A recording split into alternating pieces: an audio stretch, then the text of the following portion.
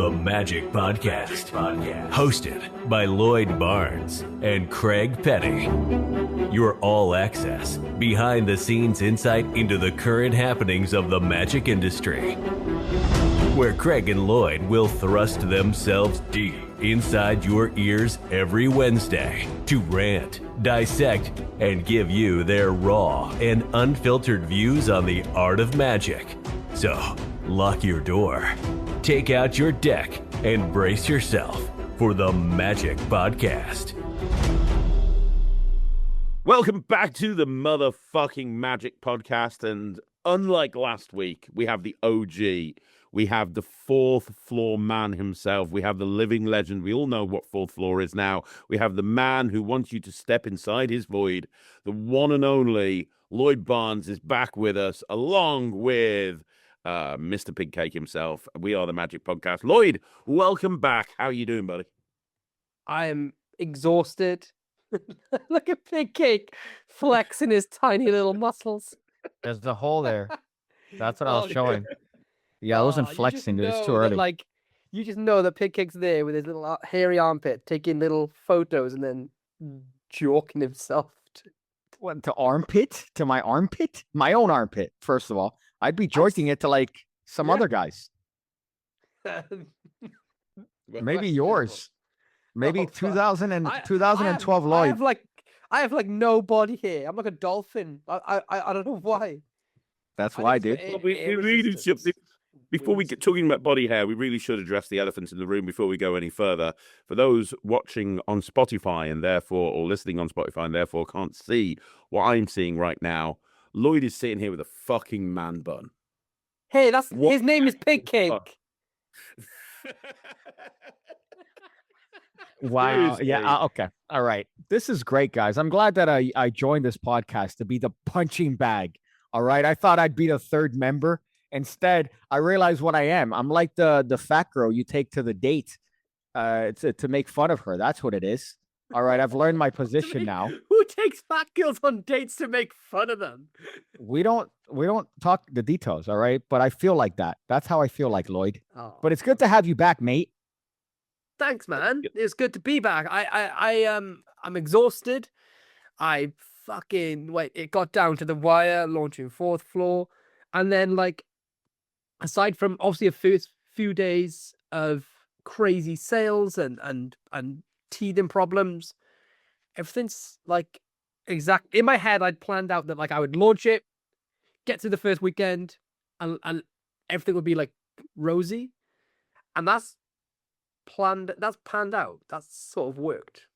I find it really funny that you said teething issues without any context. So the assumption is that you're having issues with teething, but really it's your offspring. I am as well, because my kid, remember last night, you had to put him to sleep?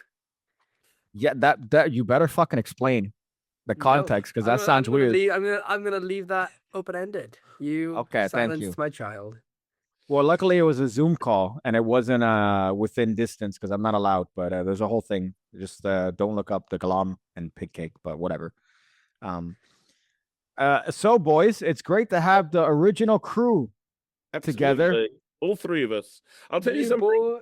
Void, I know that I assume it's doing well. I can only assume it is because it's ticked all the boxes for us, so I can see. Everyone's talking about it on the community.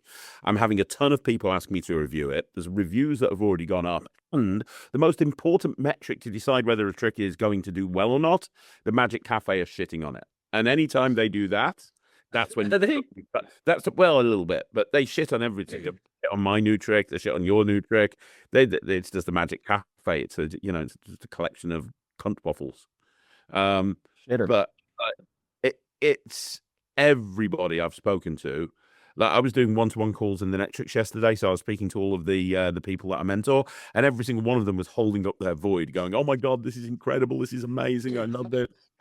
Like, but I got a message from do you know Andrew Frost? Yeah, big name. I think David Blaine.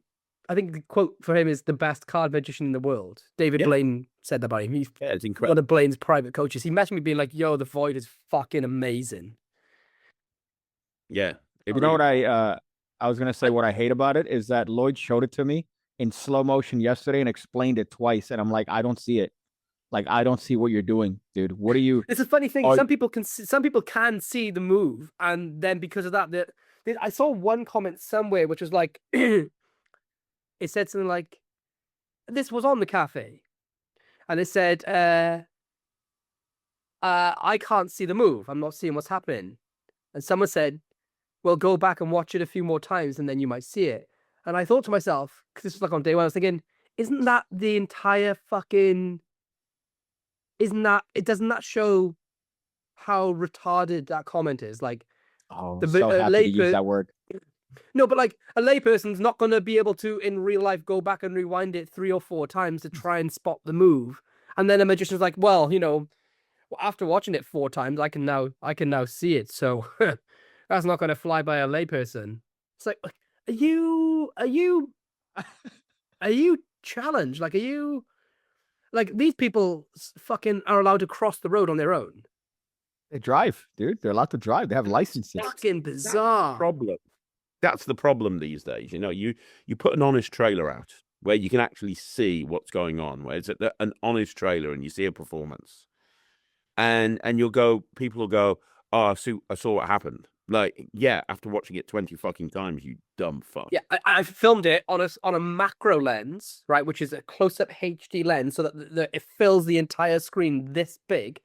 I filmed it in slow motion to show magicians the switch, so they could see the mechanics of the switch as the first opening frame of the trailer. Like the entire point to show how it was to show how it worked. And then a bunch of live performances where obviously no fucking human layperson can see it or anything. And yet you still get people who are like, well, I've watched it 4 times. And no, or like, they're like, well, actually, go back and watch it a couple more times and then you might notice it. It's like, well, you probably shouldn't be doing magic. As a creator, the thing that really annoys me, and it drives me up the fucking wall, and I've seen it over and over again, is when you include multiple live performances on a project. So you can show people this works in the real world. Here are 5 or 10 videos of me doing this in the real world. And then some dumb fucking idiot will go on the fucking Magic Cafe. This doesn't work in the real world. And they'll go, I can't see this ever working in the real world. Are you fucking mentally challenged, you stupid idiot? How the fuck do you even, fucking hell? Do the world a favor, build a time machine, go back in time and tell your dad to pull out. I mean, fucking hell. The thing for me is, if someone doesn't like a trick, they don't have to try and shit on it by making stuff up or trying to convince people of something that isn't true.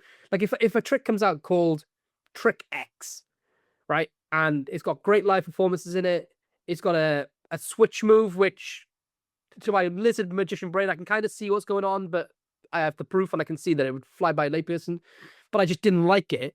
I would say I can totally see this plays well in the real world, but it's not for me. If I really felt that the magic community needed to hear my opinion on it, I would say that. I wouldn't say that switch is obvious and it doesn't work in the real world. It's like, well, you can't really fucking argue with not like something. It's fine to look at something and go, I don't think that's going to work for me. That's absolutely fine. It's magic subjective. You can't like everything. Perfect. But to turn around and blatantly say, this doesn't work in the real world, really, based on you watching a fucking trailer based on you watching a trailer with real world performances in it. Yeah, exactly. It's so funny. It's ridiculous. It's great though, but dude, I'm telling you, you showed it to me, and I'm like, okay, yeah, all right. Because in my head, I thought that there was some weird contraption that makes it all work, but no, it's just fucking.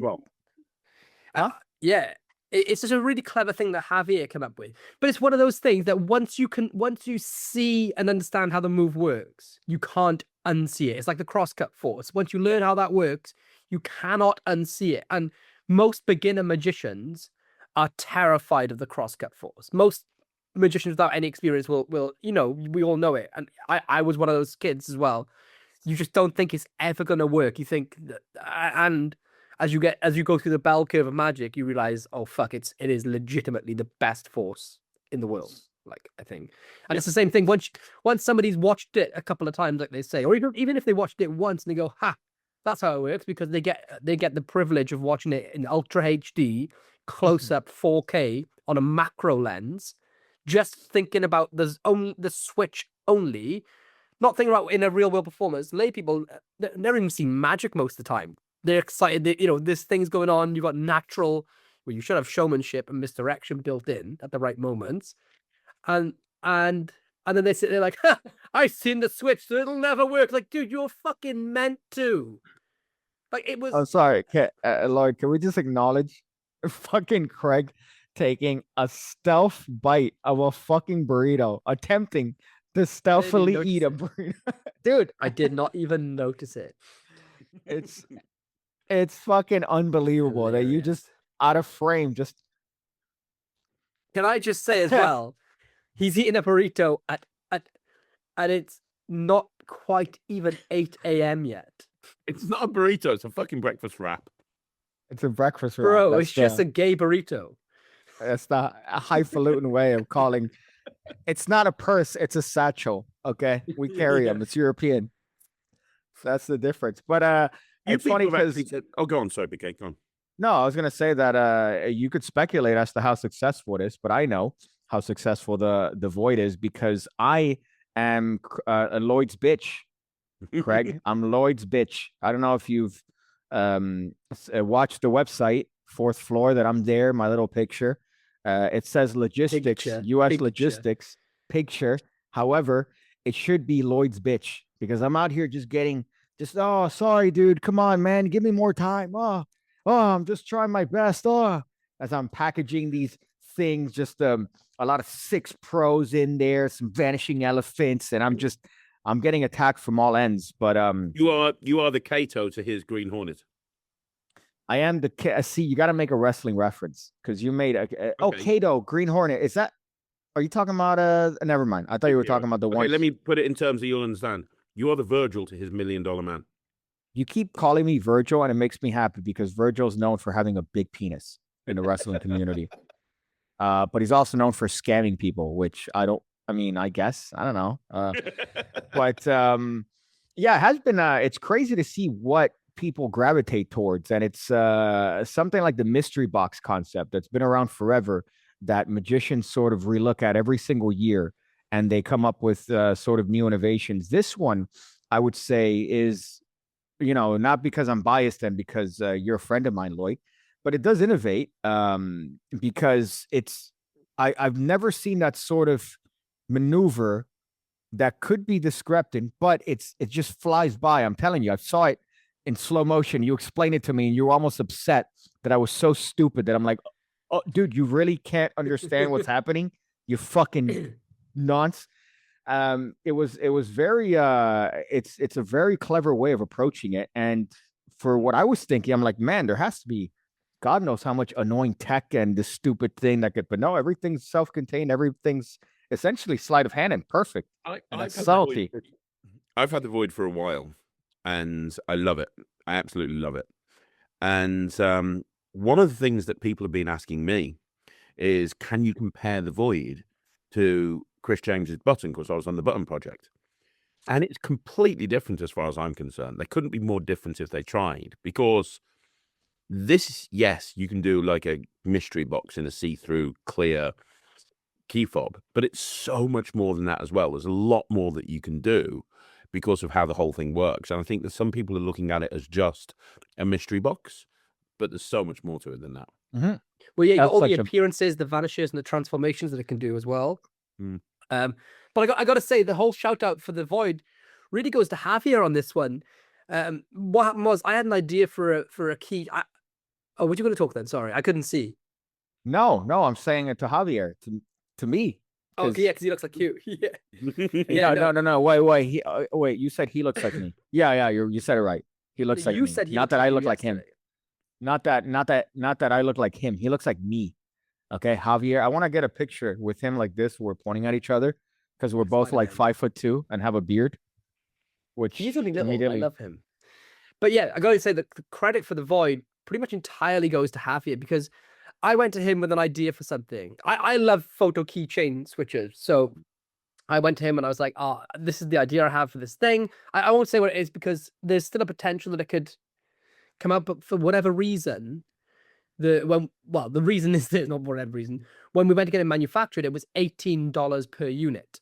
And no matter how good that one could potentially be or look, that would mean under Murphy's model, it's got to be 10% spent on cost of goods. So it would have to be a $180 product. No one's paying that for a keychain switcher. Like, no one is paying that unless it is God tier. And I mean miracle shit where they name a card and you are in the next room and they just you know what I mean? So no one's paying $180 for keychain switcher. Javier goes off and we start jamming. I was like, right, well, the one thing I want is that I want it to look like an actual photo keychain thing. So we went on to Google and searched photo keychain. And the weirdest thing is, I think I'd seen like a comment being like, I won't say who, but people were saying that this doesn't look like a keychain photo holder. And that's the weirdest shit ever because it's literally designed, like it's replicated from ones you can buy. Like it is an actual photo keychain. So, and that's people are living under rocks. Like it's just a big square piece of glass with a frame on it. Anyway. What else would it be? I think I should have put in the trailer. I should have put a photo in there because then people would have been like, oh yeah, fuck, I've probably seen that one. Yeah. Bizarre shit. People find a way to complain about anything if they just don't want to buy something or play with anything, whatever. So we were looking at them, we were just discussing methods, and have you come back and said, I've got this really interesting method. It's completely counterintuitive, and it's just really odd. But anyway, so we went off and he just made this. And when you understand the method, you'll know that it is like completely a unique thing that makes it work. And that was that. So then from there, we just started jamming loads of different handlings for the Switch. And then the other half of the project, or the other 90% of the project, which is all the appearances, which people don't realize I don't think most people realize the method to what's going on there. But it's a modular part of the device that can make any object that could fit inside it can appear. Because I've seen another comment being like, well, they said anything, but they mean anything that can fit inside. It's like, yeah, I didn't mean you could make a fucking helicopter appear inside it, you dumb cunt. Like, how macro do you have to explain things to people these days before it's like, they say it can fit anything, but they can't fit a frying pan. It's like, yeah, because it's the size of a fucking passport photo, you thick cunt. But it can make anything appear inside it that would fit inside it. What? It's like, god damn, these people, I think they're allowed fucking cutlery that's made out of metal. Like, some of these people are eating with adult Well, in England. and they're allowed to use their phones. But the whole other side of the element, I kind of wish I could just expose it for magicians only, because they would be like, ooh, it's the type of shit at a convention where you just start going, can I just sounds wrong. Can I just have a little play of that? Can I? Hey, play with it. But it's got its fun factor written all over it. Super toy factor. Yeah. So that's it. But the thing that I think's been doing better, I don't know if we checked the stats yet, is 6 Pro. Yeah, that's been doing. I'm not surprised. 6 Pro is amazing. It's always with me. It's my EDC. Ooh, magic buzz, fucking EDC. I was gonna say, but yeah, 6 Pro, when you first showed it to me a while ago, Lloyd, again, it was one of those that I'm like, okay, this is fucking completely molested my butt. And then you showed it to me recently with the additions that you've had, and it fucking, I mean, when you performed it, you saw that I'm lost for words. I'm like, how is that even remote? You have a billet, and then the numbers that I came up with add up to the fucking, and then it's predicted. And I'm like, how is that possible? Because I'm looking at the numbers on my fucking phone. How is it possible for this that I remember to match the fucking ticket, and then the number, when they add up, you have the paper. It's not like, in my head, I'm so retarded that I was thinking, oh, it's just like a video chat app that he had, that it just changes it to the number. Like, it's Mark Kirstein. It's not really low. It's like one of these, the fucking, those, when magicians were performing on Zoom, something that just tracks like a QR code. So this, instead of me holding a 3 of hearts, I could be holding like that picture you sent me the other day of Craig, him at the carrot reveal. Yeah, the carrot reveal. It's and the worst part is that it's not even floor. Yeah. FU 3.0. But that's what I thought. But no, it's just literally the fucking clever routining, and it works, and it's fuck, man. I I can't remember even the first time describe I it. tried the add a number feature, and it was funny when I interviewed you, and you said that you thought it was broken. First time I did the add a number, do you remember I rang you? And I was like, this doesn't work, and you were like, it does. It's every beta tester, every person, every magician, because it doesn't look like it really looks like nothing's happened. So everyone's like, "Oh, it's fucked. It's not working," and then it works, and it's really it's a fucking what it's for a magician especially, like God help layman, they're never coming back from it, but for a magician especially, it's one of those. And I'm saying this as somebody who created it, so you've got to take it with a pinch of salt that I'm high on my own supply, but it's a really interesting experience when something's so clean. It's so clean that people think it's fucked. It's not working. It hasn't worked. And then it does, and it's kind of like, there's no way you did that. Yeah. Because the convincers are so fucking good. Like the convincers for that. It's just the little things that you've added that nobody in their right mind would ever think of, that are just like, oh yeah, these two, and then those two don't, but then these two do. And then I'm looking at it and I go, there's no way, because I remembered I put in, like, in my head, it's almost like and again, I hate to give him any praise, but whenever Peter performs Midas Touch, right? And at the end, they're arguing with each other. And they're like, no, you dunce, you were nowhere near me. And then they're like, yeah, but I felt the touches. And then the person that felt the touches, that's getting dual reality'd or Petered, is like, well, yeah, but I wasn't near him. And then they fight each other. It's like that, but for yourself. So I was having an internal battle because I'm like, no, you didn't. Like, you told me the method. I'm like, no, that's impossible, because I know what they're crazy. Fucking great, man. No, thanks, man. I really appreciate. I mean, it's. I'm happy with it. Like, well, the one thing I'm waiting for is for someone to try and say that this doesn't work, because there's a bold the new version now. There's if you're worried about the original method, which is could be seen as quite bold, and I think is quite bold.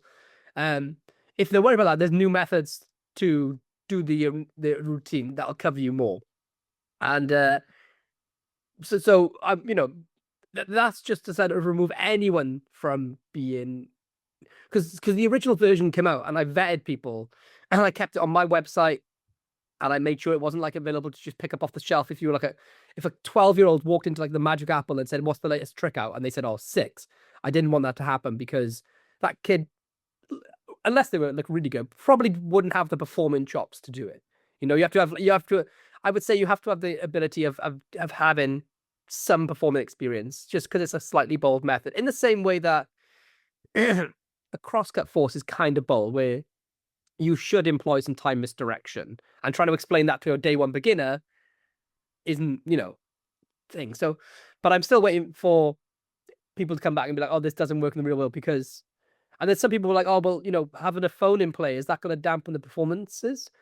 And if you saw the performances from Kobe Wilson, because he went out, like, Craig's got some amazing performances on the project, but you're in Britain, and you know the difference in the crowds in Britain and America.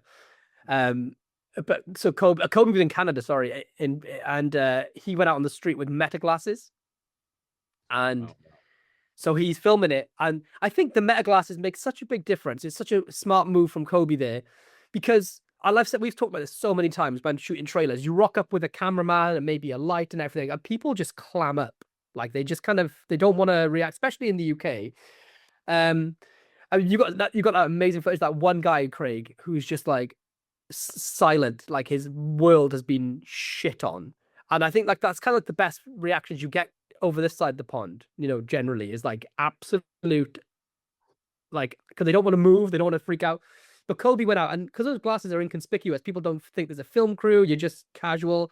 He's got people literally, like you can see in the trailer, just screaming, like groups of boys and girls just fucking screaming. That's just for the add a number and some of the performances, and then the extra reveal comes at the lottery ticket, and it's one of those things like, well, like, unless you choose to, it's like they'd have to actively choose to believe the sky is red or the sky is neon fucking black.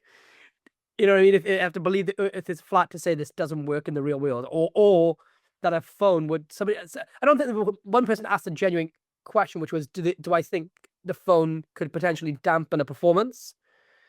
And my answer is like, when was the last time whoever's asking the question, literally got multiple groups of people over and over and over and over and over again on different days in different places, literally screaming in the street?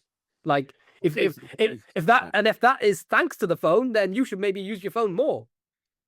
Yeah. Well, it's tech in and analog out. It's the same thing we were discussing forever ago, that you're coming in with tech, so you have the phones, but then at the end, the verifiable piece of proof is something that's tangible and can't change, which is, I think, the key to this. Is not, put my phone between your palms, you come up with any numbers you want. Now look, hey, it's not that. It's, you have this thing that everybody has bought at some point that is unchangeable, that you could fucking show. It's not like you're doing anything overt. Even if you were doing any sort of switch or anything, they wouldn't see it. But here it's like unequivocally the same piece that you turn over, and you have the first hit, and then you have the second hit with it's just, you can't go anywhere from there. So the phone almost gets dismissed. And again, it's one of those things that I would usually detest, because it's like, hey, check out this website, check out this thing. But it again, how else would you check? It's only a problem when it's illogical. So how else would you check for lotto numbers?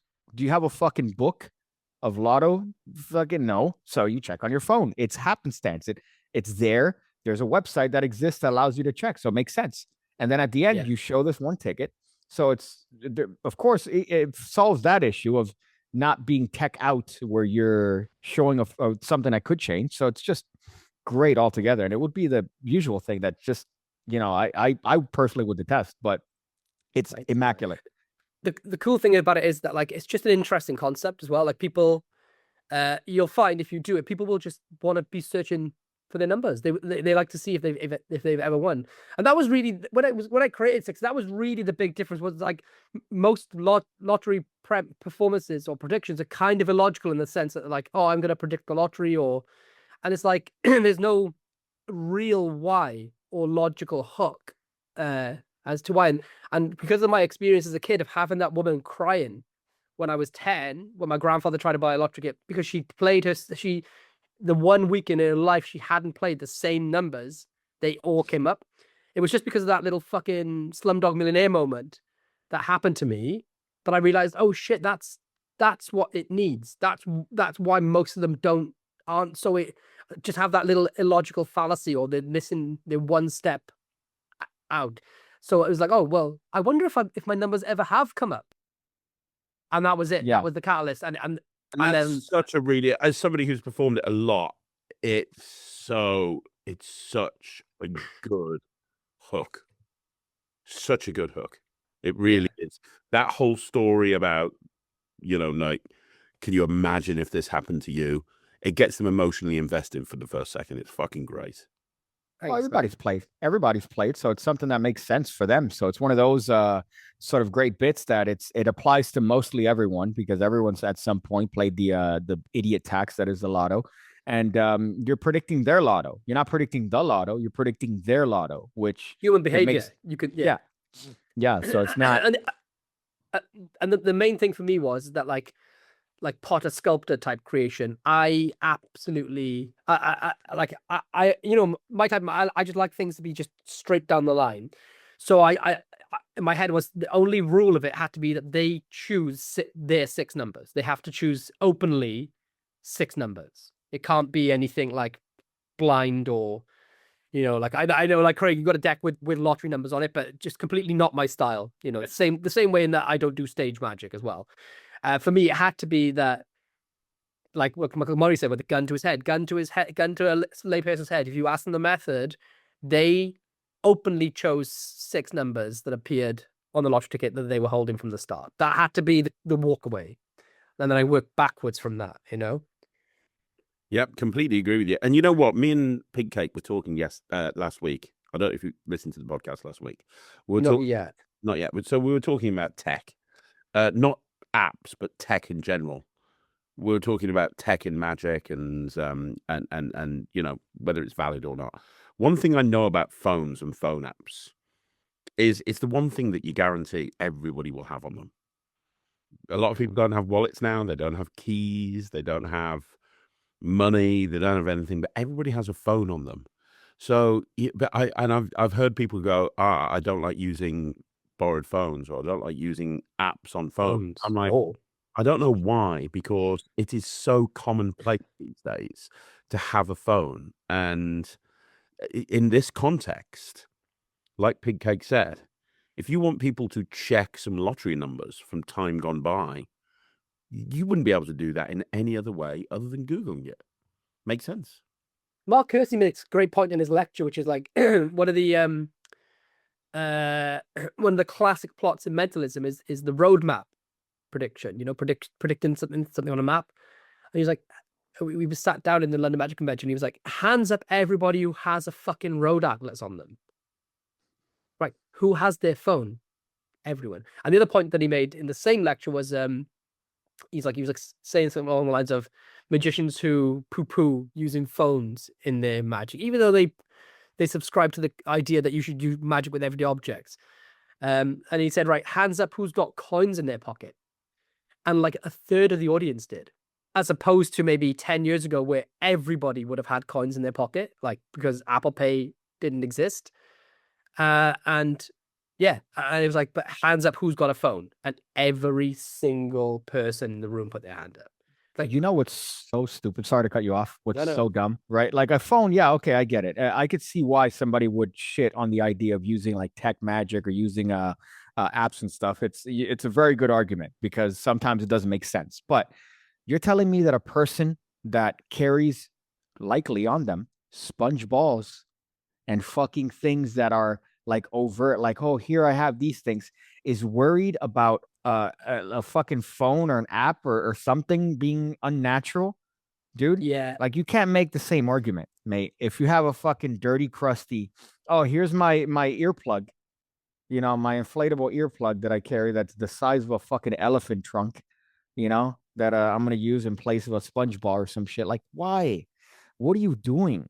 But then the other side of the argument too is, I'm not going to take out a fucking invisible deck app and perform it. You know, like that's also dumb. So the tech just has to be underlying. I had this video, again, not to suck my own dick, but things that magicians should stop. One of them is sponge balls. And I got a lot of hate for that, which is funny. But what I said was, don't stop sponge balls. Just don't use sponge balls.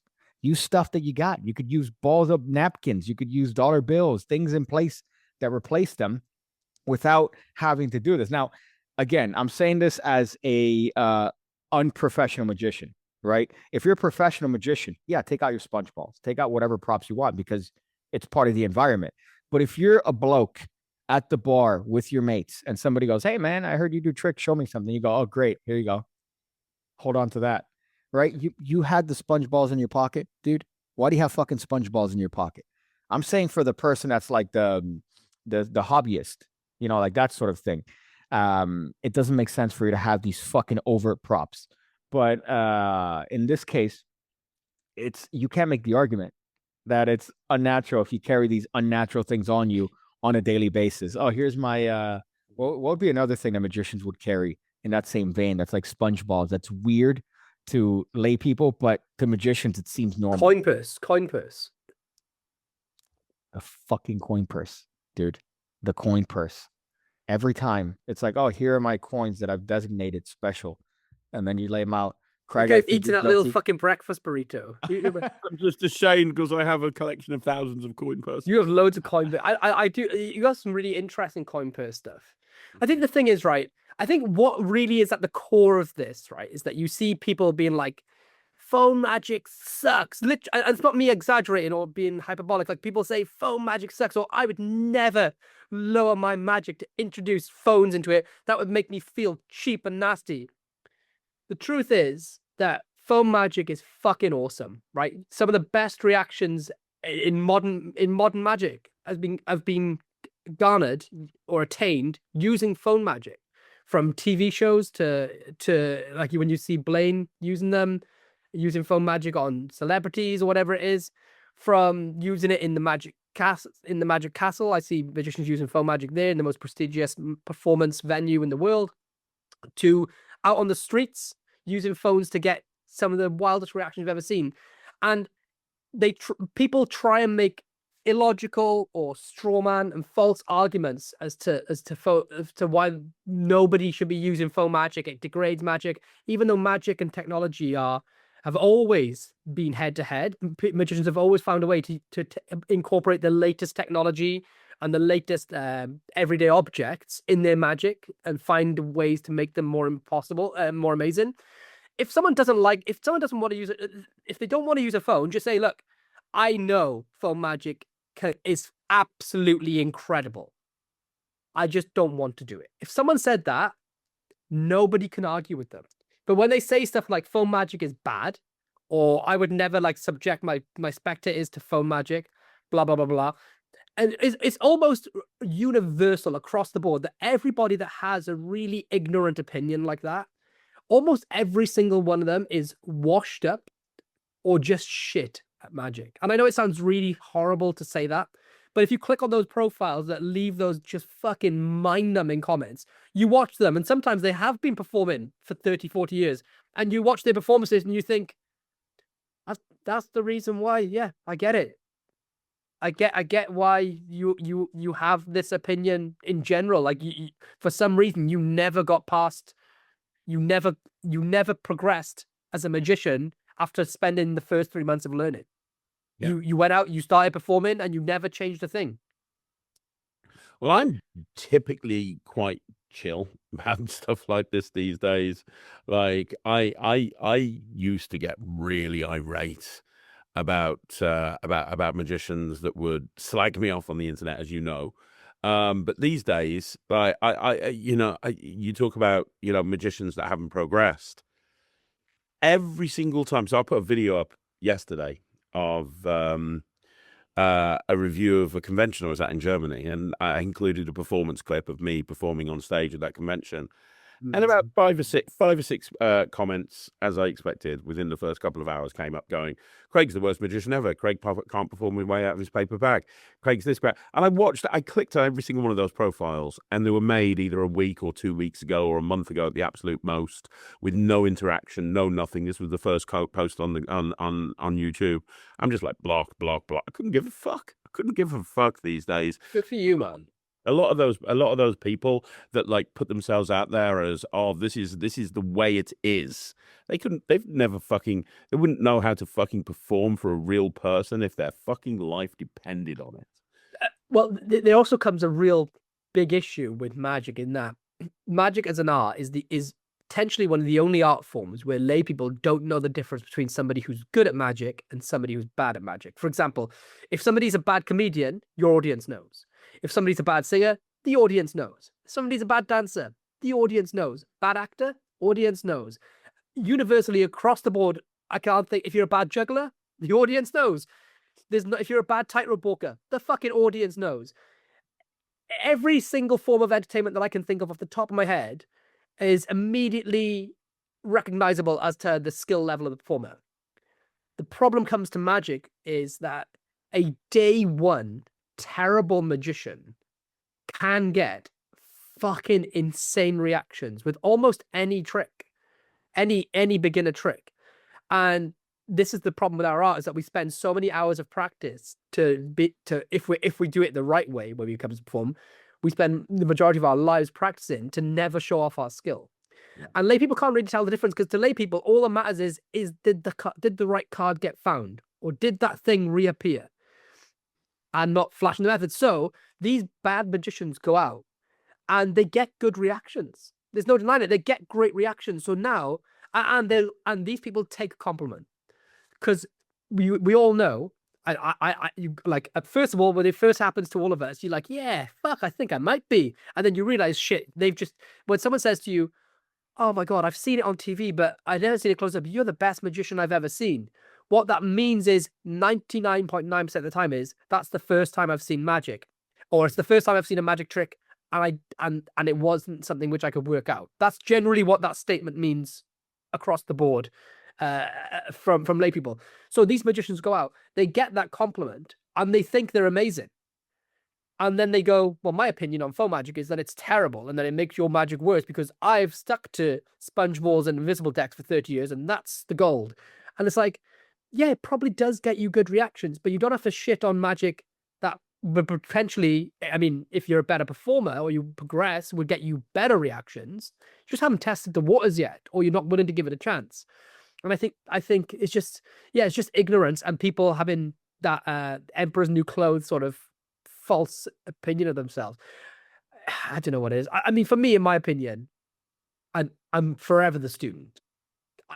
Some people say really nice things about me, and I can only take it to a certain. I can only take that compliment to a certain step because I know that if there's a tier list of magicians, if I'm being completely honest, and the tier list starts at the bottom, realistically, I am down here, and that's not a fishing for compliments thing.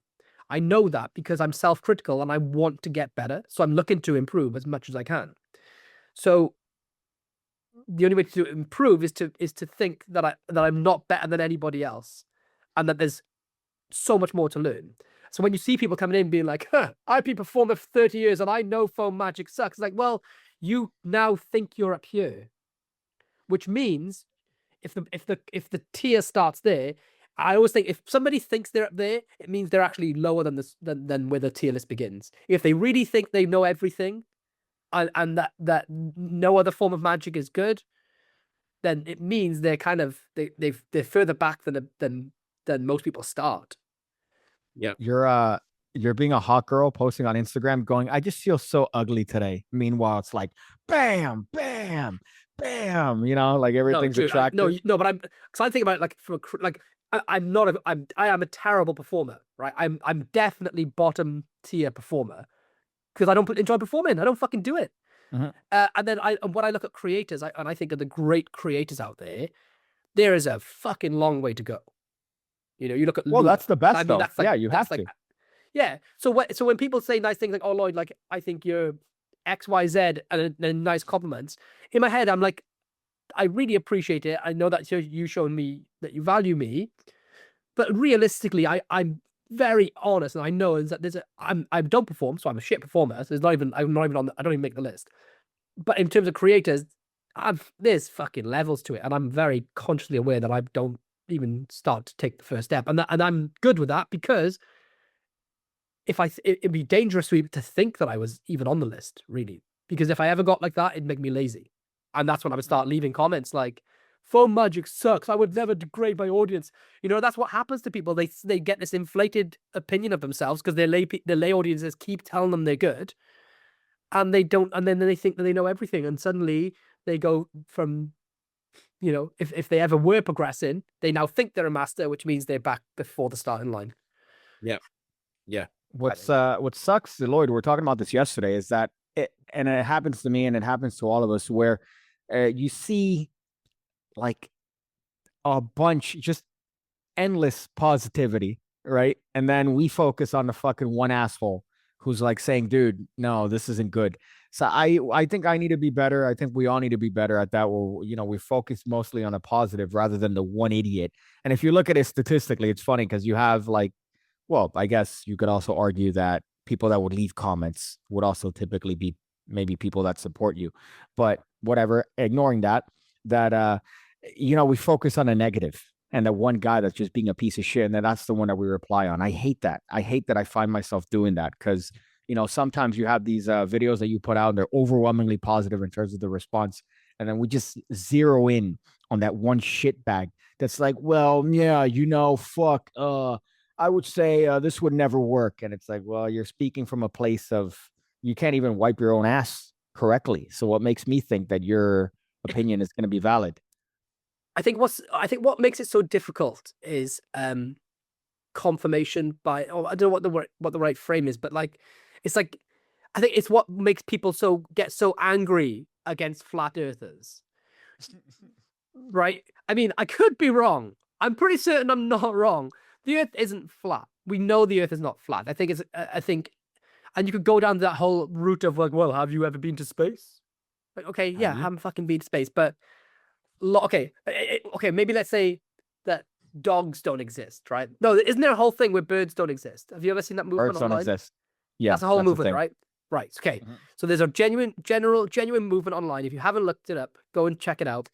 There's a subsect of people that believe and are vocal and say that birds don't exist. What? And I think it's the same. The reason why people get so angry against these movements like birds don't exist or the earth is flat or whatever other I don't want to use the word conspiracy because I think that's offensive to people who genuinely discover certain shit that's gone on, right? But people who have these That's wild like the alien, the fucking alien poster behind him. Yeah, exactly right. But the reason why the mass population as a rule are so instantly like fuck off if you think the world is flat. It's the same reasoning for magic, is that if you have an effect which you've been performing, you've let other magicians perform it, and you've got the proof over and over and over again that it gets fucking awesome reactions and people really enjoy it, which is the most important part. And then someone comes along in the comment section on this brand new effect, which you know for a fact they don't have because it's day one and you created it, or you've been working on the project behind the scenes, and they say that it sucks. It makes you angry in the same way as when people say the earth is flat or that birds don't exist. It's like, well, I'm trying to be patient and I'm trying to be professional. Not only have I been doing this for years or been watching other magicians perform this for years, we also have a fucking body of evidence of people losing their shit to this effect, and you come along and say it sucks. If they said, I personally don't like this trick, fine. Can't argue with that because it's subjective. There's loads of tricks I don't like, but they're fucking, I know they're good tricks. I just don't like them. But it's when they're like, oh, this trick sucks and it would never fool anyone, or it's too obvious. It's like, mate, the earth isn't flat. Birds exist. Santa's not real. You're fucking retarded. All four things are true. That needs to be a shirt. I do think that'd be a good shirt. You know what I think? And this actually ties into exactly what you're talking about. I actually think that a lot of people that have crazy conspiracy theories, and, I don't want to offend anybody, but you're listening to the Magic Podcast, deal with it. I think that a lot of people that have crazy conspiracy theories, they believe in those conspiracy theories because their life is not where they wanted it to be. They are not happy with where they were. They imagined when they were a jock in high school that they'd be some super famous fucking sports star or whatever. They didn't anticipate being in like some fucking trailer park with 15 kids and like a wife that hates them. Their life isn't where they wanted it to be. And rather than blaming themselves, and rather than looking inward and going, well, what have I done to get myself into this situation I'm clearly not happy with? Meth. Easier.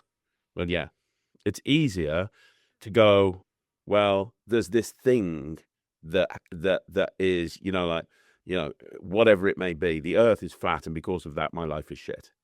Or, whatever, dogs don't exist and that's why my life is shit. Or COVID was a made up thing and the vaccine was designed to destroy us and the government wants to kill us and the royal family are lizard creatures, whatever the case may be, depending on who you listen to, whatever the fuck they all are.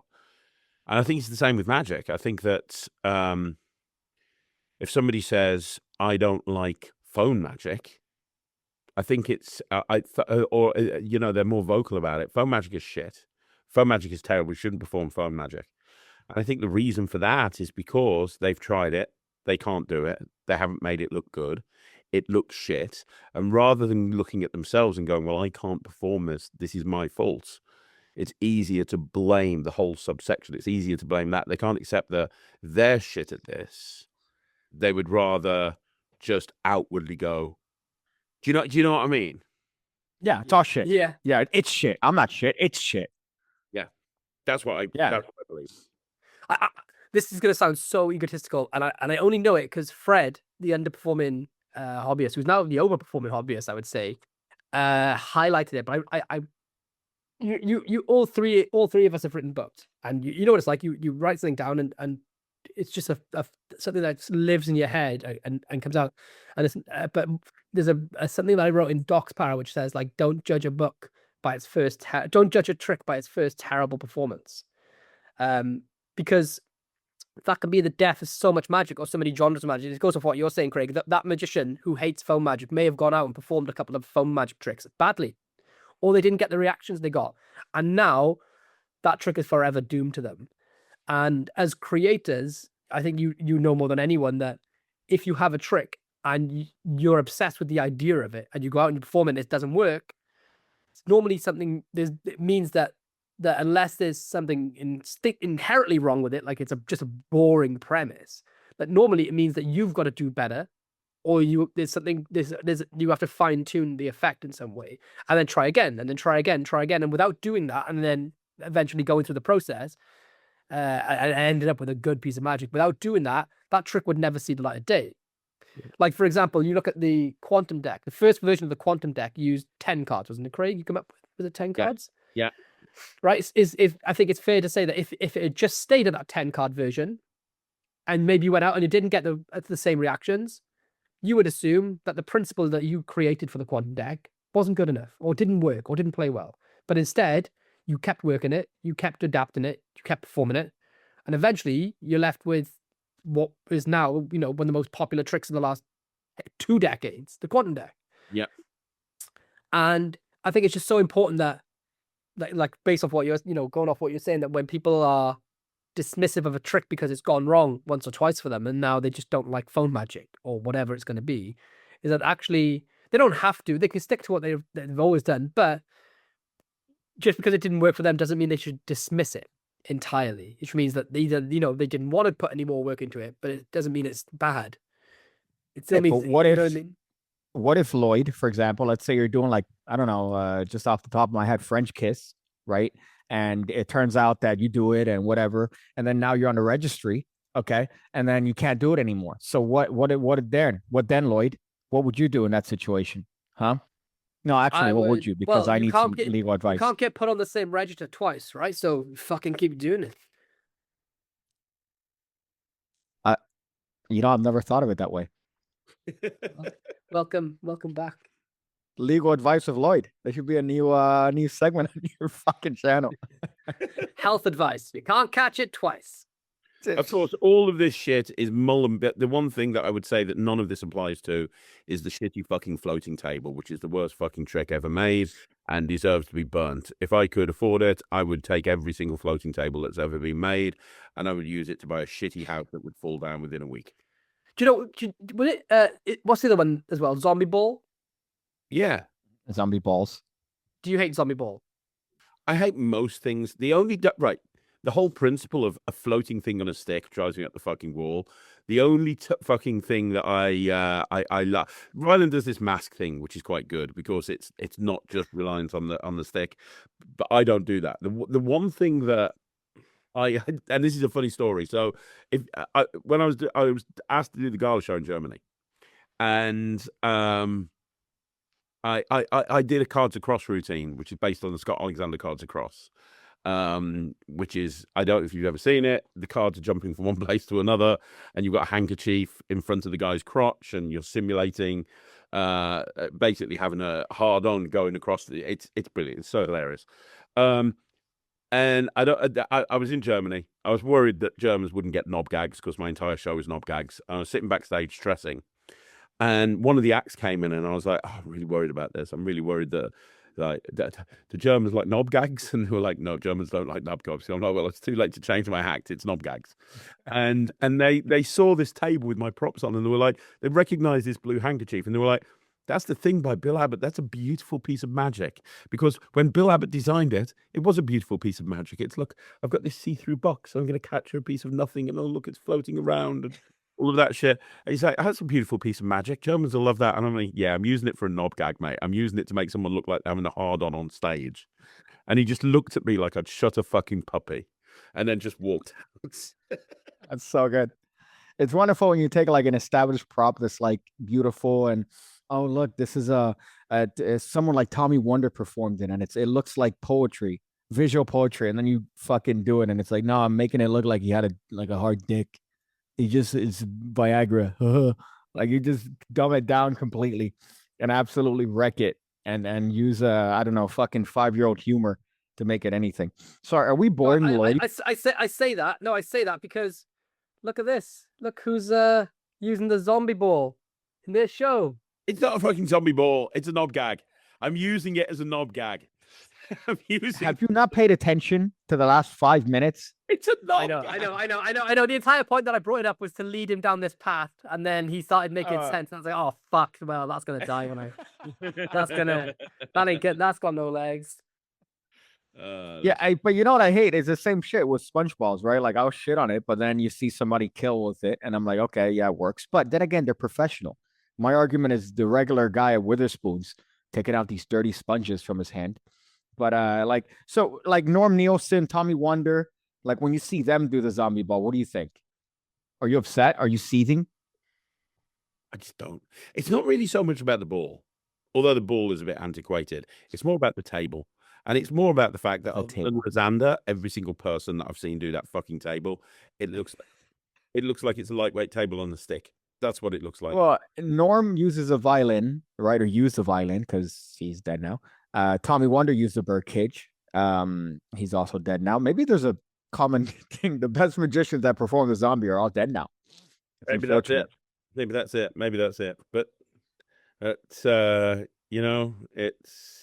Do you know this? There's been some all about alternatives to sponge balls. Jeff Price had a good idea a couple of years ago, which was to use off the old headphones. They'd have foam around them, like the overhead ones.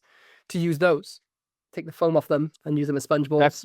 Well, the first person to do that was Steve Bedwell when he won the IBM Cup in the 1980s. Yeah, he came out in headphones and pulled the things off and used them. Oh, we've had this conversation actually, haven't we? And because then James Chartier uses kids' socks. Mm-hmm. Takes them off their feet. Ordering this fucking. You know what? This is why I don't do sponge balls. I love sponge balls. I don't do it in most gigs, unless it's a gig where it's very family focused and very family friendly. And the reason I don't is because of an experience I had very early on in my career when I was doing a close-up job in London. And I'd somehow landed this big gig at Harrods, and it was this big deal. And sponge balls was my big thing at the time. So every single table got a sponge ball wax. And I did Patrick Page's sponge ball routine. And at the end, the client came up to me and they went, I was just about to leave. And I was like, oh, thanks very much for booking me. Did you enjoy it? And they were like, yeah, it's great. You know, I love the thing that you did with the little balls. And I was like, oh, thank you very much. He's like, yeah, I bought my 7-year-old son a magic set for Christmas, and those balls were in there, and he can do it probably as well as you. And I'm like, wow, and they never booked me again. But no, when a client is spending money, you never know. You know, sometimes, I mean, he had balls of steel. He was like fucking vocalizing this to me at the gig. But how many times do you go to a gig and somebody is thinking that because they've seen something that you're doing in a kid's magic set, and they've spent money on hiring a professional? For me, that's why I don't do sponge balls. It's also the easy way out, because it's so easy to get a fucking reaction with a sponge ball. You do the whole, I'll hold on to this one, you hold on to that one. Oh, look, now you've got two in your hand. If you can't get a reaction from that, take up fucking knitting and get out of magic, because that means you're just shit. There's no way to not get a good reaction from that trick. And well, you know what ruined it? It's again, the distinction that I want to make that's clear is if you're a professional magician, you could do whatever you want, because the venue that you've now performed in, there's sort of awareness that you're a magician, so you're going to have magic things on you. So it's okay to have your little cups and balls set. It's okay to have your sponge ball. That's what I'm saying is a regular guy at the bar. If you take out your fucking cups and ball set, and I'm within a 5-mile vicinity, you're going to get a Goldberg spear through the earth. Okay. But the what I was getting at is the scene that killed it for me. So if you ever watched 40-Year-Old Virgin with Steve Carell, yes, there's a scene where he pulls a giant coin from like somebody's ear, and then he pulls a giant ear from their ear, and then I forgot what the character was. The girl goes, so do you carry a large coin and a fake ear with you everywhere you go? That's magic in a nutshell. That ruined anything that involves an overt prop to me. Has been killed by that scene, because it's like, yeah, if anybody puts even a second of thought and you're a regular bloke somewhere, and it's like, you carried that big coin with you this entire time. You've had that on you. That's awful. fuck, like you're to me that's the terrorism. That's logical terrorism for me. But Well, you know, as opposed to carrying cards with you. well, cards is the other argument that I would have, right? Cards is another one that I've and I've heard arguments against my point, which you shouldn't fucking carry cards on you if you're a regular dude, because it's just this weird thing to have on you. Now, granted, again, I've heard good arguments for why you should, or just fuck you, do whatever makes you happy. But I think first impression is key. And if you're someone that is at a fucking bar, they have cards at bars. Take the cards from the fucking bar or plant a deck. There's nothing wrong with bringing a deck, but planting it, right? There's nothing wrong with using a thumb tip. Even if you're carrying this magic prop on you in the hopes that magic comes up and you're using it to make something vanish, nobody's aware that it's there. So my argument is there's nothing wrong with planting something. It does mean that you're carrying a fucking deck on you and you're an absolute virgin because you're hoping the conversation steers to magic. And then someone's going to go, oh, show me something. You go, well, I don't have anything on. I'll tell you what, let me get that deck of cards that's right over there. It's virginal on so many levels, but it's infinitely better than, oh, you do tricks? Cool. Show me something. Yeah, sure, man. Let me just fucking show you some here real quick. So I brought my cards. Here you go. You know, pick one. And it's like, all right, dude, like you brought your cards on you in the hopes that somebody would fucking ask you to do tricks. That's kind of top tier virginity. But that's my opinion. And it's usually proven to be incorrect most of the time. It depends how seriously you take yourself as well. Mm-hmm. Yeah, true. If you're one that's like, yeah, sure, I don't give a shit. You know the whole the nun, the joke gag thing, the dick, cock, the dick on the backside. I used to take that out for fun. Back when I used to go drinking, I used to take that out for ages with me, and nobody ever said you fucking carry that around with you. It was just fucking hilarious, and yeah, like, you know what I mean. It depends, like. If it doesn't, if I wasn't having fun with it, like having a laugh and winding people up, and I was just like sat in a coffee shop and I'm like, okay, can you kiss my charity nun? And there's a dick on it, and I'm like, then somebody would be well within their rights to be like, you carry that around with you, and I'd be like, no, I found it. But if you're having fun and you're having a laugh, then doesn't matter what you've got, right? Because it's all in the pursuit of entertainment. And that's why I start with, you mentioned Fred earlier, the underperforming hobbyist. Go check out his channel. It's amazing. When I was at the Alakazam convention, Fred was spending a lot of time going away from the convention and going to bars with his gang of hobbyists, encouraging them to go and perform, which is amazing. And one thing that I saw Fred doing over and over again is what I can only assume is one of his favorite tricks, which is the Deuce Gala ladybug. Lucky ladybug. Yeah. And look, I bought it because of him. He was going up to random people that didn't know there was a magic convention going on. And he was like, hey, I'm Fred. Want to see some magic? And he was pulling out these fucking little ladybug cards. Not one single motherfucker went, well, that's a weird thing to carry around with you. Do you carry those cards with little ladybirds on? And hang on a minute, that one appeared on the back of my hand. Does that mean you had that in your pocket your whole time, you weirdo? Nobody said that. What? It was just like loving the magic. Yeah. Was he being recorded? Was he being recorded doing this? No.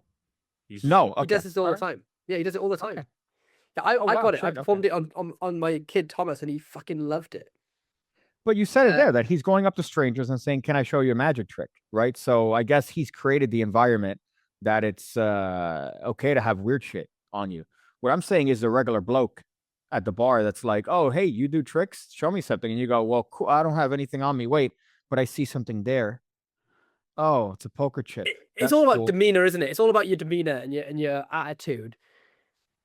Okay, so say, like, if you're like, yeah, something behind your ear. Oh, it's a tiny grater, isn't that? This is great, but that's a little bit greater. Then they're like, oh, this guy's like, it right. If you're acting like all pretentious or mysterious and like James Bond kind of thing, and you pull out a kid's toy ear, then they're like, oh, you're a fucking adult pretending to be cool, and you've got this on you. But if you're just having a laugh and you're being a normal fucking human being, then everything's good fun, right? But what hold up, you said a pun there for a hot second that I can't get over. You know a cheese grater? Have you seen the little miniature ones you can get, and someone says like, oh, they'll show you a trick and they go, I know that was a great trick. That was great, but this is a little grater. I'd say. Oh God. Right. Oh. I haven't used the little grater one, but it's like the baby hand, right? We're all about this. Have you done the baby hand gag? I love it. Yeah, it's fucking wonderful. Right. But what, you just carry a little fucking doll's arm in your pocket with you? Well, I do because I'm on the registry, but it's different when you're so not a doll's arm is registry. okay, but a different body part from that doll is not. What I'm saying, Lloyd, all right, is that if you create the correct environment, all right, it's entirely possible to justify these weird things. However, for the average dude, if you're at a fucking bar and you take out a fucking sponge ball and you're within my fucking eyesight, dude, you're getting the fucking fist, bro. You're getting that. I'm just going to go, hey, dude, sorry, man. I just have to do this. I'm putting on boxing gloves. Like, I'm sorry. I just have to. I've said it too long. I've said it too much. We have to throw down now because you have sponge balls and you're at the bar. Yeah, but then that person's literally just going to pick you up and throw you out into a ball pit like a toddler. Dude, I'm a fucking pit bull, mate. All right? I'm a fucking dude. I'll take anybody on. 6'9". I don't give a shit. I'll get on a step ladder. I play dirty. The last time there was video evidence of you tussling with someone, you were crying that you were going to die and ended up in a hospital bed in England. That's not true. That's not. First of all, that was for a shoot. Okay, that was for a little. I wasn't crying. As a matter of fact, you did cry in hospital, didn't you? I'll have you know. No, I didn't fucking cry. Okay, he did. He told me you cried. He was convinced he was going to die. I hoped he would, because it would have been such a good story. Talking to my brother, and I'm like, dude, I almost didn't make it, man. I'm sorry. And he's like, bro, I love you. And I'm like, oh, all right. That's when I cried. Okay. Did you? I was joking. I didn't know you actually cried. That's yeah, dude, fuck. Dude, I was like, it was fucked, man. So lame. Lame. Oh yeah. Okay. Well, you almost get to the verge of death via Peter Turner hands. But let me tell you how much of a fucking champ I am. That when I was on fucking fentanyl, okay, which is taking out some people, not me. Okay, your boy, fucking, I'm a fent demon, and they're strolling me through the hospital, and I see the person that slammed me through the table, and I'm screaming slurs at him. I'm like, you fucking, I'll take you on right now, you fucking, you know. I was there, dude. I was ready to throw down at any point in time, even with all these IVs in me, with all these drips in me. It doesn't matter. I could throw down with anyone at any time, dude. That's my point. You get PTSD from coffee tables? No, but every once in a while, like I'll hear an ambulance and I just go, oh God, fuck. Ugh. Like, for reference, Peter Turner and Pigcake were alone wrestling with each other in the living room. Fuck, right? You so, fuck. Which is it was for a trailer.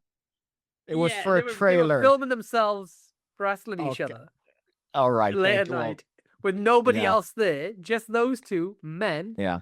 Wrestling each other, and Pete picked Pigcake up like a little Jack Russell Terrier dog and threw him through a coffee table, and a shard of glass went through his like ribs and side of his body. I still have it here. You can fucking check it out, bro. Yeah, and then he cried, and then got taken to hospital. And he actually, how many liters of blood did you lose? Come closer. Oh, you can't see it. Is enough focused? Oh yeah, look at that. And there, I lost 4 liters of blood, mate. And for obviously, average humans have 8 liters of blood. Pigcake is the size of a tiny child, so that is basically 5 liters of blood. You're such a good spinner, dude. You're the average human, because Pigcake's extra small. We all have 5 liters of blood. Okay, you absolute whopper. We all have 5. I don't think that's true. I think bigger people, like for example, Craig has 16 liters of blood, which is amazing that he still walks around and just operates, to be honest with you. But I don't think it's true that we all have 5 liters of blood. I do believe that I probably have around the average for a human, which is like 7 to 8 probably, and you have like maybe 3 to 4 liters of blood, which is mad. If you have 3 liters of blood and you lost 4 liters of blood, that's impressive that you're still here, man. I'm proud of you. You fucking won. Thank you, man. Dude, you know what it is? I'm just extraordinary. I just came down and I'm there extraordinary. I've been blessed with a fucking second lease on life after almost getting killed. Fuck. I have to bring it up every once in a while. Peter loves it. He's like, oh, you always bring it up. It's the best thing to happen to you. No, it's not. No, you almost killed me for a magic trick. And I got paid nothing for that. I got paid nothing. I got paid in projects for that fucking stupid scene. Piece of shit. God, I want to fight him every time I see him. Jesus. He gets upset when I bring it up. And I'm like, dude, you almost killed me. Relationship. It's a funny fucking. Ill. He's texting me. He was texting me earlier actually about some stuff. We're still dealing with the stupidity of the notepad for the psychic survival kit. We have this wonderful, beautiful kit. Beautiful. All the props are great. And the one thing that we thought would take the least amount of effort to produce, right? The one thing, which is a fake notepad cover, which is used just for hiding your billets. Because again, it's just a little thing, a little extra step, right? To justify your billets without having to say anything, is that you could just take it out of a notepad. People think, oh, it's just whatever. It's from that notepad. People carry notepads on them, whatever. It's taken so fucking long going back and forth with these people that I don't want to say the word, but I'm thinking it right now. Okay. You know the exact word that I'm thinking, going back and forth. I actually don't, because my brain doesn't go there. Well, sometimes, it might be a dent in your armor, if you catch my drift, another word. And it's just going back and forth. And it hasn't happened yet. And we're still. Oh my God, bro. Thank you. Thank you, dude. I didn't say it. All right. But you're thinking it. Does that make you worse than me? Because I didn't say it, but you're thinking it. So technically, you're as bad as I am. Dude, it's so annoying. But it's the last thing we're waiting on. And then we could send the kits out. It's the last thing. And then we could send them out, which it's the worst thing because now I look like the cunt because we're holding all this stock, but we can't do anything because it's a Rolodex of things that need to work in order for us to, we can't do, it's whatever. So I don't know why I started bitching about that, but that's, I was laughing about you crying and then it's turned into you going through therapy for notebooks or some shit. Yeah. I wasn't paying attention. Anyway, what other cool things to talk about this? I'm just fucking you, Bruce. Right. Bruce. Okay, that's funny. That's I see what you're doing. I see what you did there. That's actually really fucking funny. Well, I sent you guys a video. Controversies, any drama? I think, did I screenshot something to talk about actually late last night? I had no fucking sleep last night. I say that. Oh no, yeah, it was this. This is right. So I saw a news story in Wales.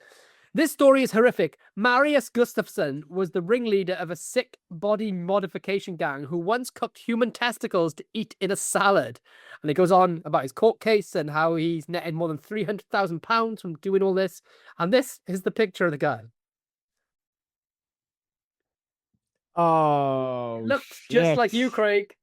Oh, nothing like shit. You know what he looks like? He looks like if you and Roddy McGee had an abortion. I was going to say Roddy McGee and Craig fucked. Yeah.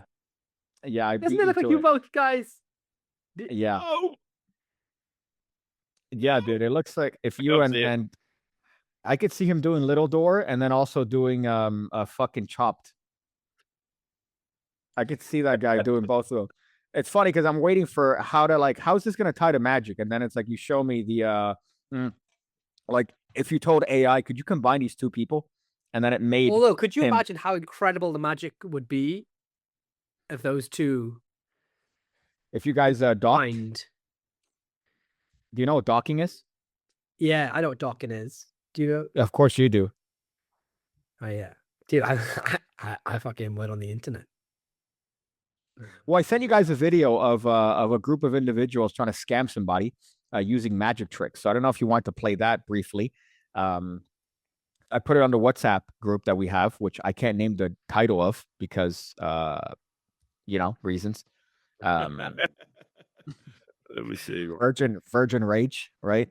But so that one I found. What other releases have been out in the Magic community this week, or any other? Oh wow! What's competition? No, whilst he's doing that, whilst Craig's pulling that up, I have a funny feeling it's going to take Craig about 6 minutes to fucking share this video. So I was just like, wow, You're trying to keep the show going. I love it. Yeah, I'm just trying to keep it rolling along until. Well, last week when you weren't here, Lloyd, we talked about a couple of things. We talked about that app that harvests information. We talked about this article that I actually wanted your opinion on, on Oz Perlman, that he's being ran through the ringer now because Essentially, somebody said, "Hey, he doesn't use mind reading, or he's not using these techniques that he claims he uses. He's just using a fake Google search page to get information." So it was a whole article written on that, and no. yeah, and like major press in big places. yeah, it's so funny. But I love it. that's- I'll tell you why. I'll tell you for why. can I do this? What are you doing? Go ahead. Doing magic. I'm trying to do that. I fucking- absolutely love when we have to up our game. When this is a slight side point, but when the UK got rid of paper notes, they introduced polymer bills, plastic bills, like non-tear bills. Magicians were raging because they couldn't do some of their favorite effects that required the material of the bills to be paper. And I thought it was a fucking monumental moment in Magic in the UK because it meant everybody now had to start looking and thinking of new ideas and adapting.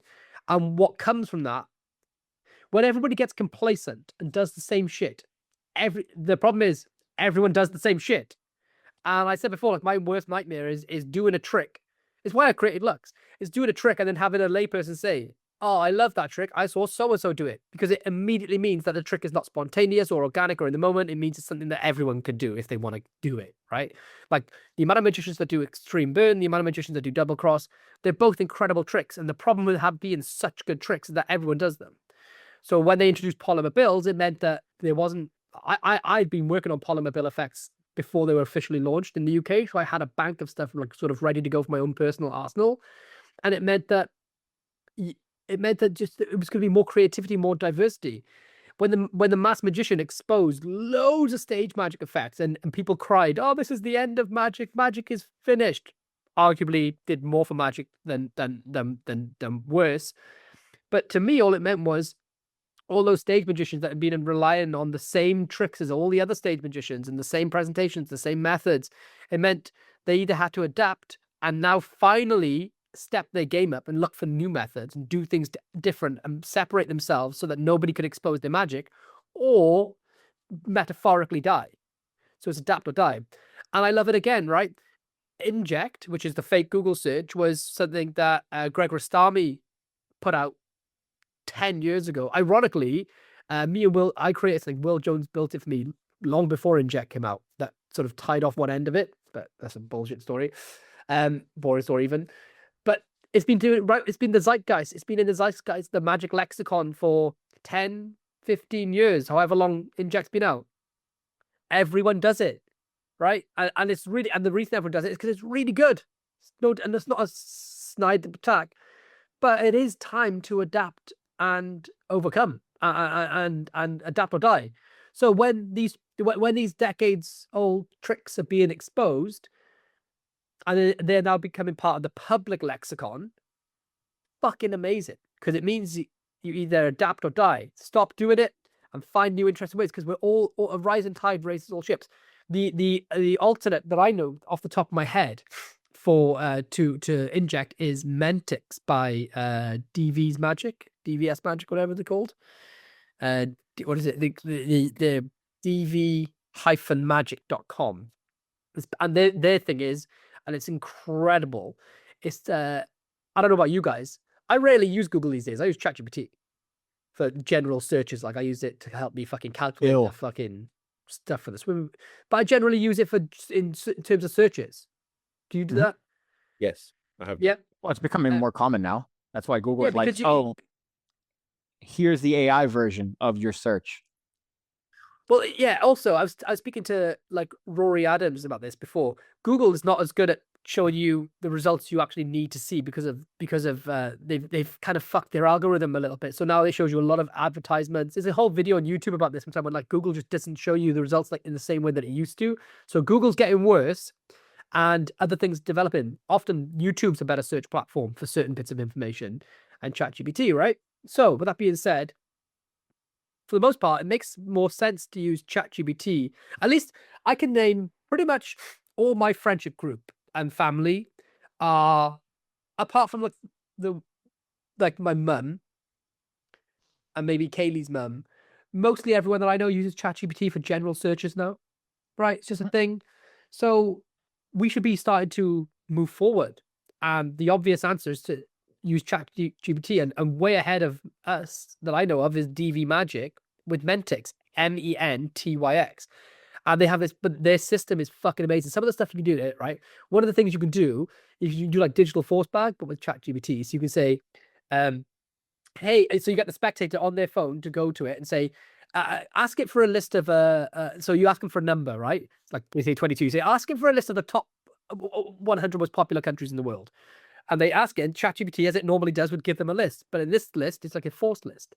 Or it can just steal information from them. Like you say, it can say, like, tell me what my word means. Me and my kids were doing this the other day. We were finding out what each other's names meant, right? For Thomas, Lloyd, Kaylee. So you could say, ask it what your name means, or someone's name that you're thinking of means, right? But it's just going to send it to you like it would inject, or whatever things.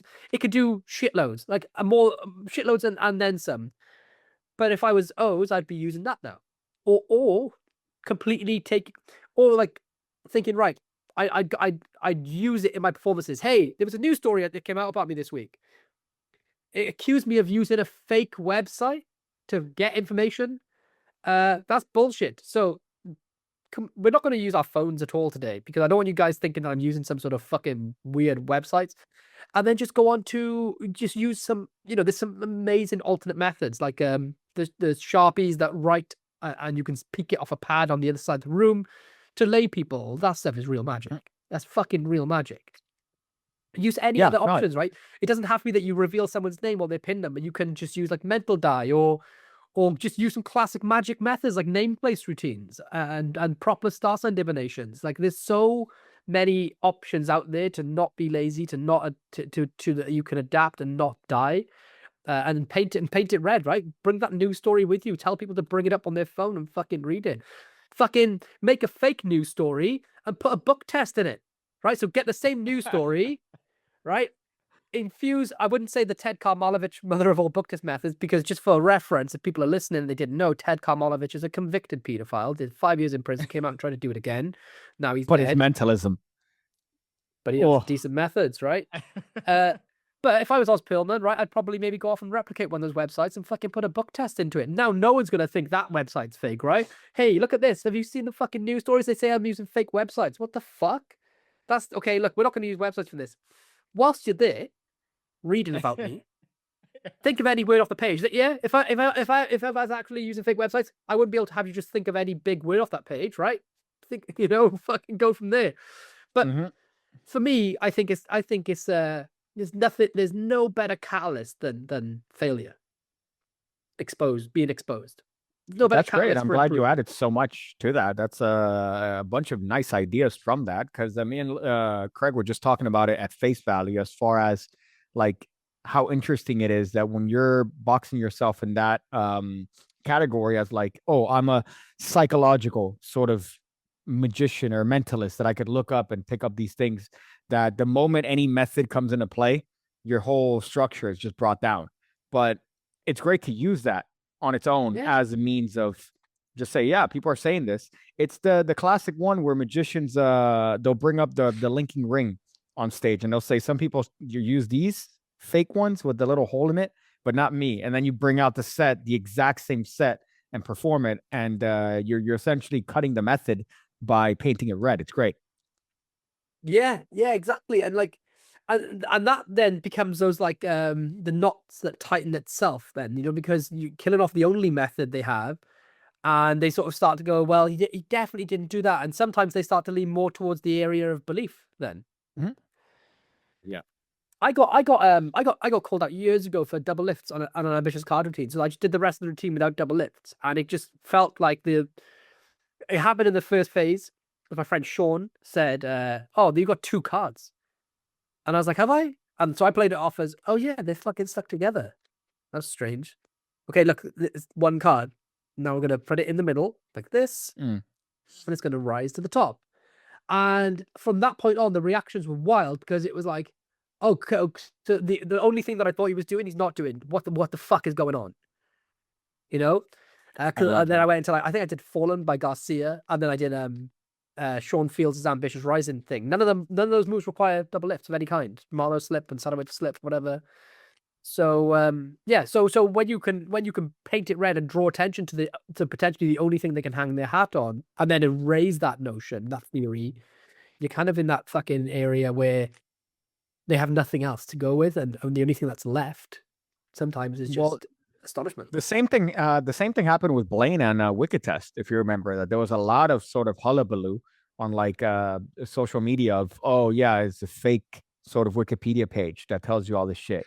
So it's kind of interesting to see that this is the next evolution of that with this article. And it's not like negligible sort of media. It's very fucking popular media, at least here in the States. And a bunch of videos put out, and you know, there's this one guy that went on like a 6-hour analysis of him, which is just the golden ratio of retardation, because it's like you're telling essentially people that a magician is a magician. Good job, mate. Good job. 6 hours dissecting everything, saying, well, this is a magic trick. Well, that's a magic trick. Well, this is a magic trick. Yeah, that's kind of the whole bit. That's the premise here. You know, there's one thing to say about this with O's, which is I think he's extremely clever. And I don't say that as in like, oh, he's extremely clever and calculated. I mean, like, I think he's a very intelligent person, and he uses it to the best of his success.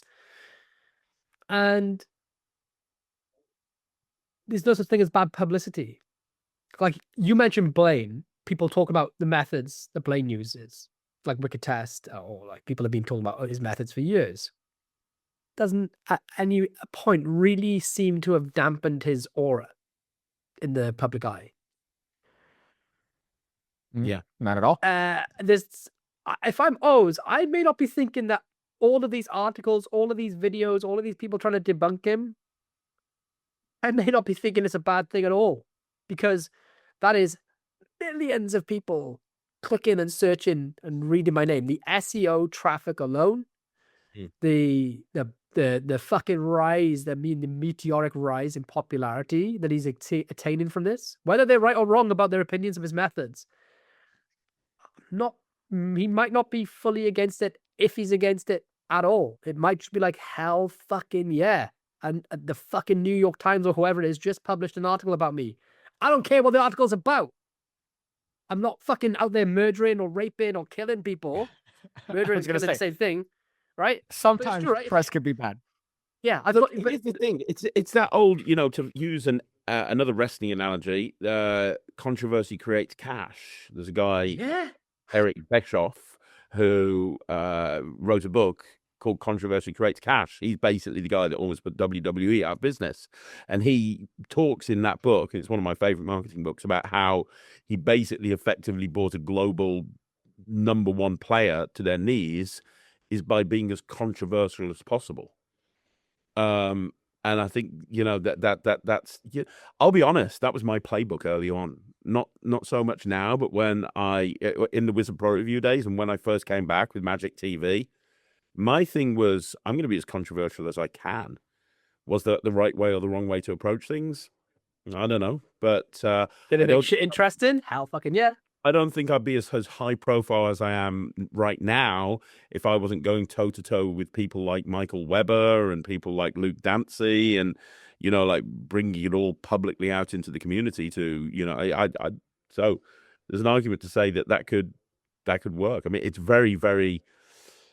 One of the reasons I stopped doing that is because it's just very, very draining. It really is. It's very mentally taxing, but it's a valid strategy to succeed. I still want to see you and Peter Egging in a Buried Alive match. I think that would be I want to release a product with Peter Egging. I really do. I want to.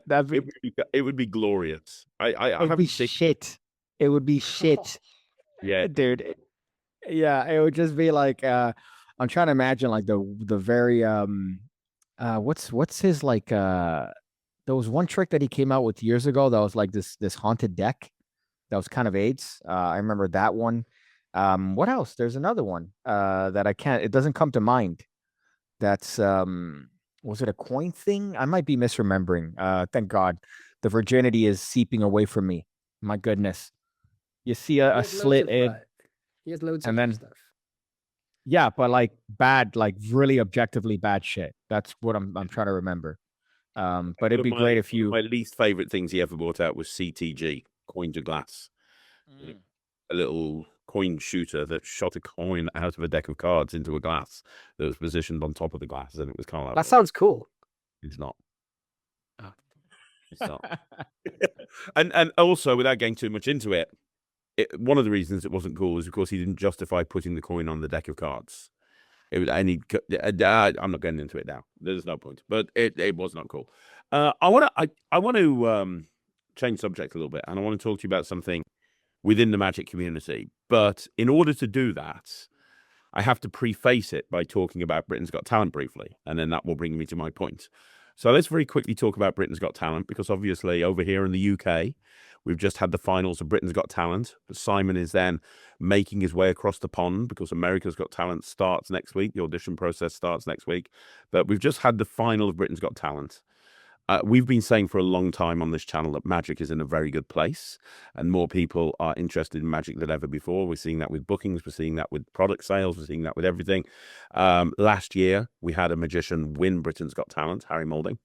This year, we had 2 magicians in the final, both of which did really well. Obviously, the kind of the homegrown British hero that everyone was talking about was Rafferty. Rafferty ended up being 5th. And a lot of people had him to win, and he ended up being 5th. Now, that is not a bad thing at all. To put that into context, in the UK's largest talent show, which has such high profile all over the world, in 2026, he was the 5th best act on the whole across the whole program. He had a golden buzzer in the auditions. He, was the number 1 magician on that program in 2026. He was amazing. And 2 things on this. One, it shows how popular Magic is that we're in that situation. But 2, did you watch Rafferty's performance? Because I genuinely thought going into the final, I thought he was going to win because he had so much crowd support. He's got a strong social media presence. His audition was fire. We've talked about that. His semi-final performance was incredible. I loved the whole looping thing where he looped all of the music and created that thing. Great. They went into the final. A lot of people online, and I'm not talking about magicians, but I'm talking about lay people. There's a news article, multiple news articles, because he had crypttext written on the top of the piano. It was supposed to say the word smile, numbers that would say the word smile, but it looks like it says the word shite. It was written incorrectly on top of a big white piano in black writing, and it's all over the front pages. A lot of people on the YouTube on his YouTube video are like, I love this guy. He's going to go far. He's going to have a big name in this industry. But I didn't. That one interesting thing is that most successful people from most of the household names from these talent shows were often not the winners, which is quite interesting. Look at diversity. They didn't win. Look at diversity. Yeah. Well, you look at Ollie Murs. He's one of the biggest like pop stars in the UK. He didn't win. And Fleur East is another huge household name. She never won it. And I know there's loads of American acts that didn't win, but they did better off the show. And I think part of that is often because Ben Hart never won it. Look at how well. Yeah, and isn't this something to do with the winners? If you win, you get a contract with Simon Cowell, which means you're tied into his talent agency. But the people who don't, sometimes they'll be picked up by outside agencies who will push them and work really hard to put them into the public eye a lot more. So sometimes, well, not sometimes, but I know for a fact that some people say their goal is to not win, but to be heavily featured. Because if winning's great, you get a load of money, but you also do get put into Simon's talent agency by contract, and some people preferred to have other agencies. So it might be a blessing, a big blessing for Raph that he didn't win. He might end up actually fucking ending with a primetime TV show or whatever. And it was a few hiccups. I didn't recognize the act from what I spoke to him about on the phone a couple of weeks before. But there was a few hiccups in there, and I think it is what it is. That's life. You know what? You know what I will say to him. Lloyd, national TV, thousands of people in the audience at the Palladium, millions of people at home. He walked out, and the first thing he did with the ring, there was issues. He was caught up, whatever. I I know of many professional magicians that would be put in a high profile position like that and have the very first opening thing that they do not work as they wanted it to, and they would fucking crumble. They would crumble and they would fall. Also, he didn't even skip a beat. He did it, he glossed over it, he moved on. That's the sign of a true pro. Also, 17 years old, live finals of BGT, the most popular act on the show across social media. He's won. Oh, He didn't win first place, like, specifically. 17 years old, 6'3", good-looking dude, extremely talented, really likable. Like, and the most important thing in any industry is being able to work with someone and just being genuinely a good fucking human being. Rafferty's won it 10 times over. He's a fucking superstar. Say no more. You know what I mean? Yep. Ollie Murs never won. Susan Boyle didn't win. She didn't win DGT, and she's a fucking global megastar. I think she did win, didn't she? I think she did win. No, she came second. It was Diversity that won. Oh, was it? I thought. Yes, Susan Boyle came second. Yeah, she's worth 36 million or something. So, yeah, I seen that he didn't win. He had a few hiccups in my eyes. Well, I mean, I think in any rational person's eyes, it's one of those things. It's like, technically he didn't win, but he's fucking amazing. He's a megastar. Good for him. Really proud of him. It doesn't look like it says shite, by the way. It looks like it says single. Yeah, but everyone on like those like fucking gossip magazine type newspapers saying, "Oh, it says shite." It says shite. Oh. But I mean, I guess that because he drew it wrong, and maybe the number is a force, right? It's the first line should have connected, but yeah. Fucking A on a piano too.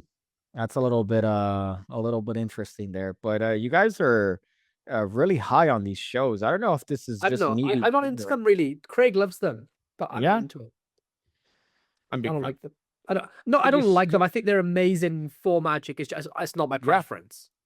I like AGT made O's, essentially got O's to be propelled to the position he's in now. But I'm always very ignorant of these shows, and then you realize a lot of these people that are in the sort of layperson world of what we do are seen through these fucking programs.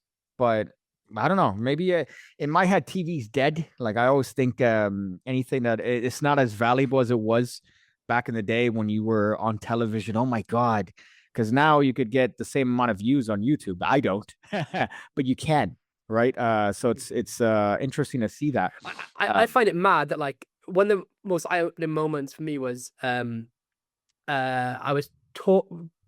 Ramsey was talking to me in the streets in Blackpool a couple of years ago about some shit, I don't know. And these kids walked past him like, "Oh, dude, are you the puzzle guy?" And he got recognized in the streets of Blackpool. Don't forget, he's from Canada. Not on TV in the UK, not on TV in general.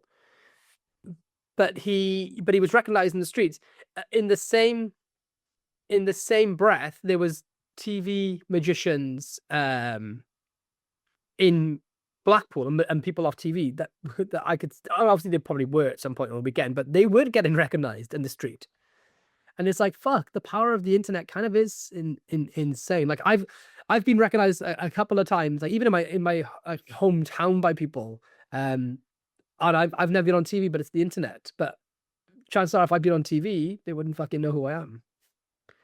Because you have to be on one certain channel at the right time, at the right place. Well, on the internet, it's kind of like it's viral is the word. It's good that's the... Go ahead.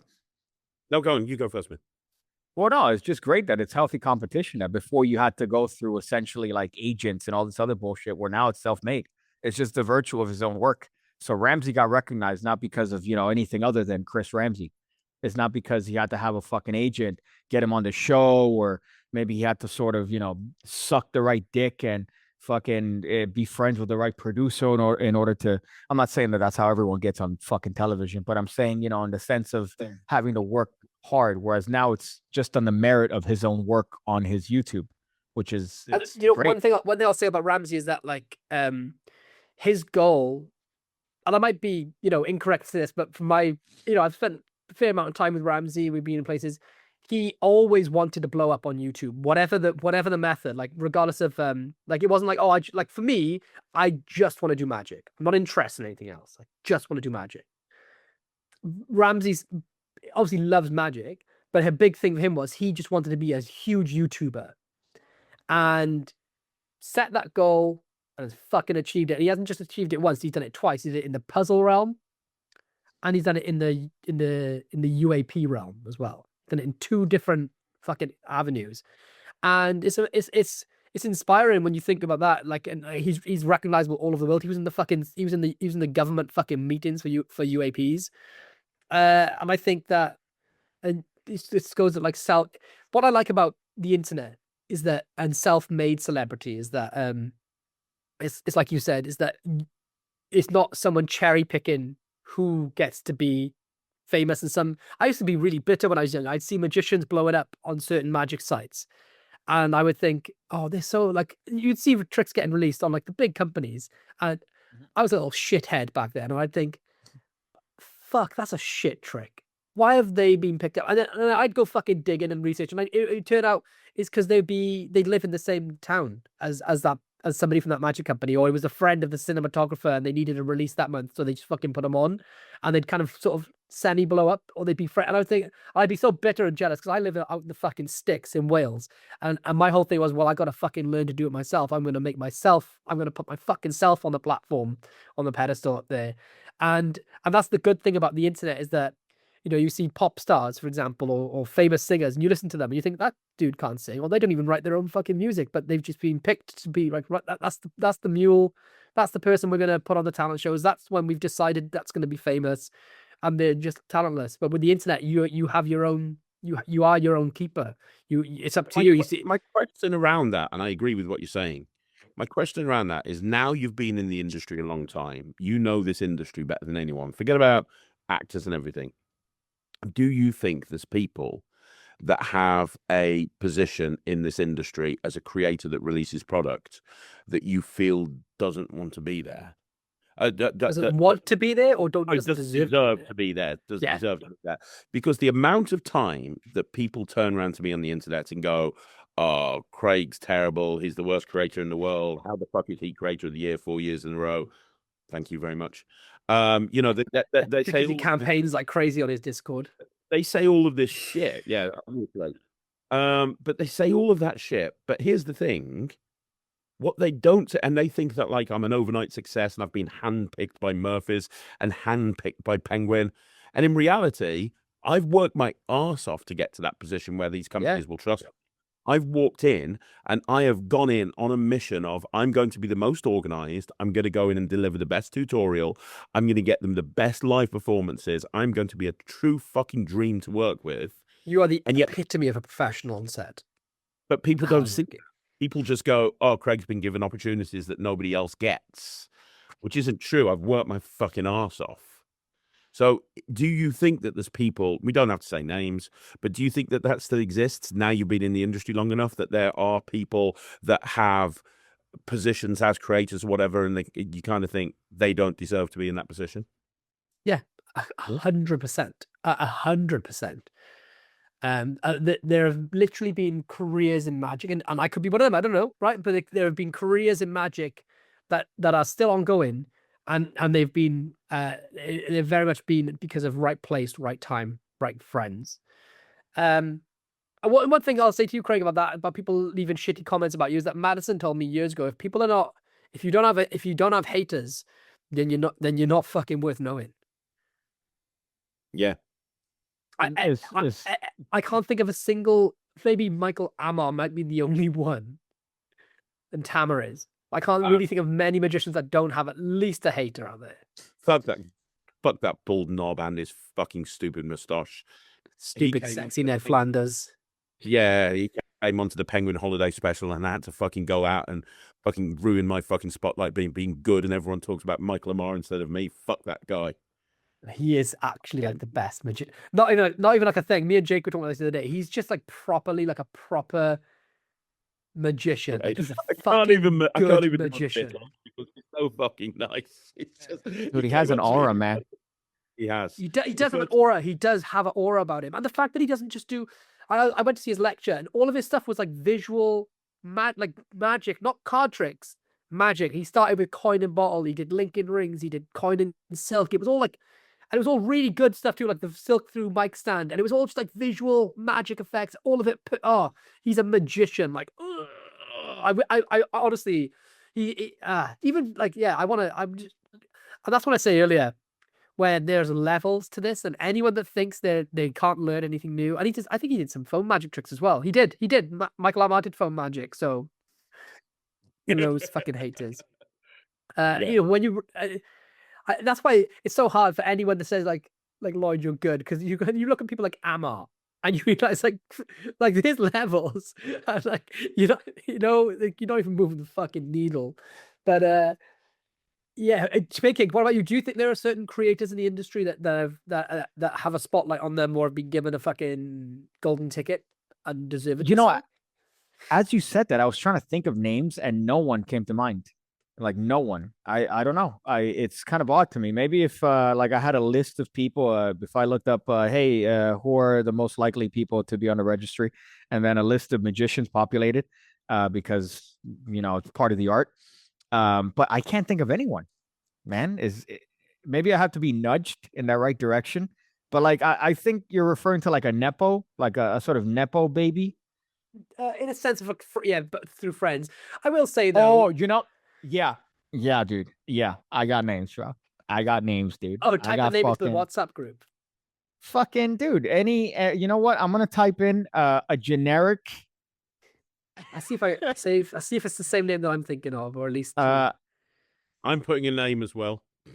I'm putting names. All right, dude. Anyone that's in that category, right? Oh yeah. This one in particular is the one that's like the fucking worst one, right? That I just put in there, because it's like I don't want to mention the reason why, but it's like it's very obvious why they've gotten. Do you think? Craig's answer. I don't want to name the name, but. That guy's actually talented. He may be talented, man, but he's just like a fucking giant baby that like fucking. I was in my head. I was thinking of people that weren't talented but were getting notoriety. People that didn't. Okay, so you agree with mine though?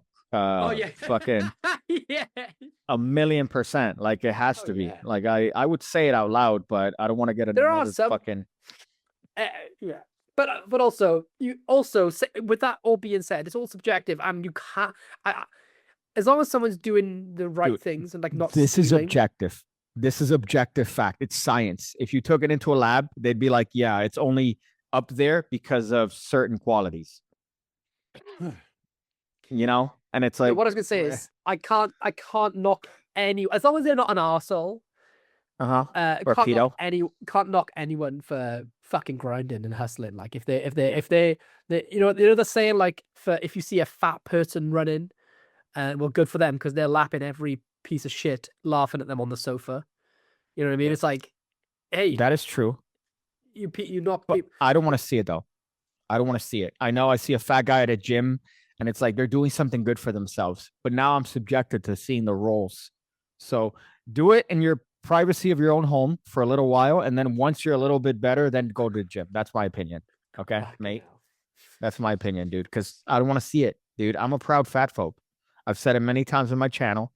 Okay, I am doing it for the benefit of you, because the skinnier you are, not skinny, but if you're not fat, you're healthier. So I'm a proud phobe in that sense. Craig, I don't want to see it in public right now. Craig is a big boy. I'll give him that. He's a big man. He's a big man. But you're also tall, Craig. You're also tall. Yeah. So I had this on the Q&A last week. If you saw my Q&A on Sunday. No one watches that shit. Wow. Some people fucking do. Oh, what a friend. Some people fucking do, but yeah, I kind of addressed this question on the Q&A. COVID fucked me up, and it really fucked me up, and I was getting back on track, And then for the last year, I've been under so much stress with this Masika stuff. I'm just stressed 24/7. I try to not show it, but I have been so fucking stressed. Just, yeah. Well, hopefully soon there's positive news on that. Well, we'll see. We'll see. How many days? Keep 9. Keep watching this podcast. We'll see what happens. It reminds me when I don't want to get political, but there was one particular election where I remember buying a bottle of Victory rum before the election happened, and that same bottle ended up turning into sad loser rum when the numbers came out. Like the same bottle that was so highly. So it's gonna be the same with this podcast. That you could tell by the mood in the next weeks, if it's a resounding success or a failure. Because if Craig's out here like, yeah, I fucking told you, you fucking, and cutting a promo, then right? But if he's like bad boy Craig, then So we'll result. know by a week Thursday what the outcome is, right? A week Thursday. Well, we'll know where it's heading. We'll know where it's heading at that point. Yeah, we'll know. I would do whether it goes to trial or not. Yeah, absolutely. So we'll know by then. So I will address it to the Magic podcasting community, and we'll see where we go. I don't want to really say much about it right now, but Ew, the Magic podcast community. There's a community. Yeah. We call them. They put the cum in community. Yeah, I looked at the Facebook. The Facebook was fucking weird for this podcast because it's like that hypnotist guy pushing himself, and then there's like fucking. I left a comment. I don't know if but I'm like, what does this have to do with the podcast? And then he puts an episode where he was on getting interviewed by you, Craig. And then I'm like, what the fuck does that have to do with the podcast? That you got an interview once with Craig? Everybody's fucking been interviewed by Craig. And it's just chilling. And I'm like, okay. Craig, who haven't you interviewed? Like genuine, like Mount Rushmore that you want to get done? I'd like Penn and Teller. What would you give to interview Penn and Teller? What a weird question, man. It's going somewhere. I would do anything to interview Penn and Teller. Do you know who's on someone else's Mount Rushmore? Who? You are on Fred's Mount Rushmore. Oh, I'm doing Fred. No problem. I mean, it'll be awkward because he won't be able to stand up, but I'm doing him. Dude, nice. No, actually, I think he'd be on top. I'm being honest with you. I think he would. He's got big dick energy. He'd be showing me his ladybird. But no, I definitely 100%. I'm gonna be. I came back from Germany. I went straight to Blackpool. I was in Blackpool for a week. This is my first day back in the office, and I'm with you cunts. But I'm reaching out to Fred this week, and I'm gonna make it happen. I want to do an interview with him. He's very inspiring. Yeah, Fred's amazing. But yeah, Mount Rushmore of who I haven't interviewed. Penn and Teller.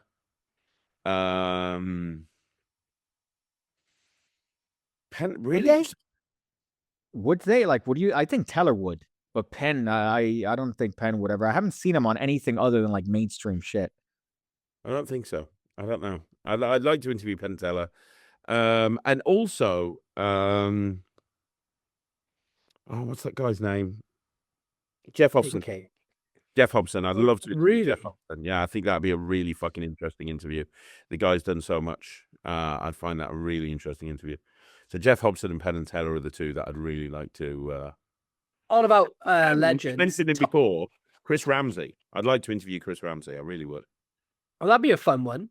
I think that'd be fun. an interesting interview. So.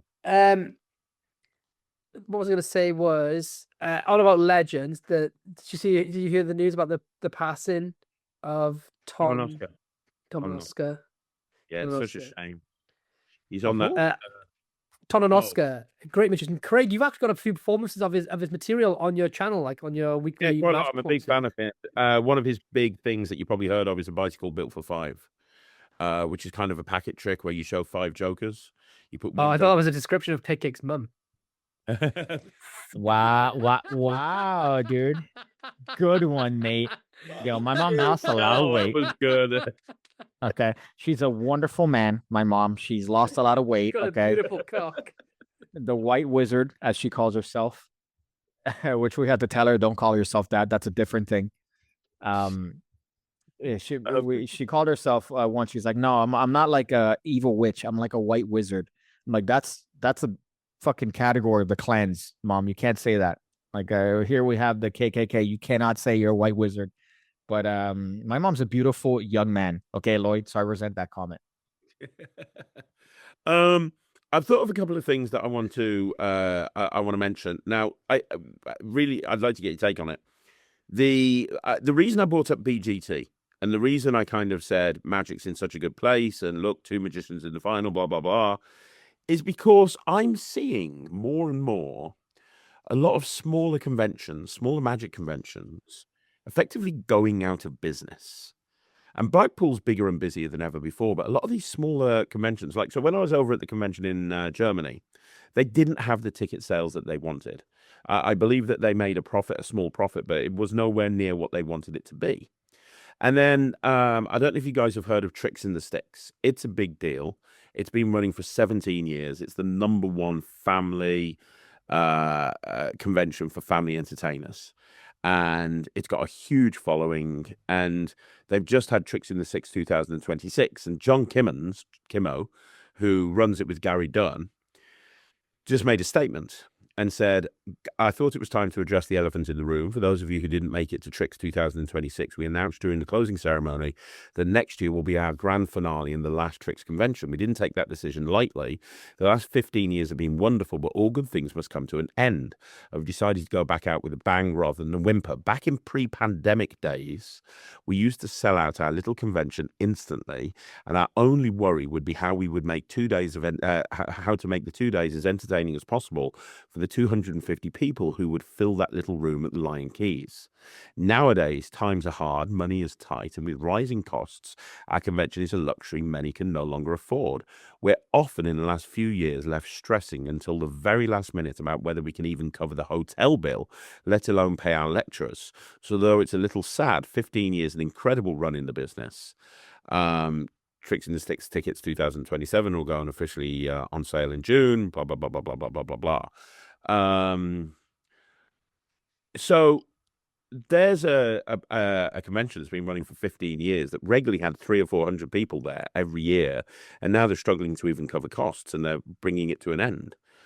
The convention in Germany had some really big names, and yet it didn't have the name. It didn't have the sales that they wanted it to have. The IBM convention has dwindled and dwindled and dwindled. The British Ring, which when I used to go there was massive, huge, and now it's a shadow of its former self, to the point that last year it was a one-day convention. I know it's gone back up to 2 days this year, but why do you think that we've acknowledged on this channel that Magic's in a good place? The general public love Magic. More people are buying Magic than ever before. Blackpool is going bigger and bigger and bigger, to the point that it was almost claustrophobic this year, and it's over 4 days. And yet a lot of other conventions are struggling to even make ends meet. Thoughts? I have thoughts. I'd love to know them. And also, as a follow-up question, is this the same thing that you're seeing happening over in the States, Pigcake? Sorry, I just thought I'd throw that out as well. My opinion is that it literally comes down to attention, advertising. Blackpool's getting bigger and bigger. Also, their marketing for Blackpool is fucking broadcast level. It's fucking amazing. Like, the marketing for Blackpool is absolutely fucking astounding. And I don't know. I think you said the Magic podcast sales have done incredibly well. Yeah, we're doing really well considering it's our first year. Yeah, I think for the first ever year, and because we put ourselves online and put ourselves out there and advertising. I'm not saying that the other conventions are not advertising, but it's the way in which people are advertising. I think the old methods of just sharing a poster in a Facebook group or sending out an email just do not cut it these days.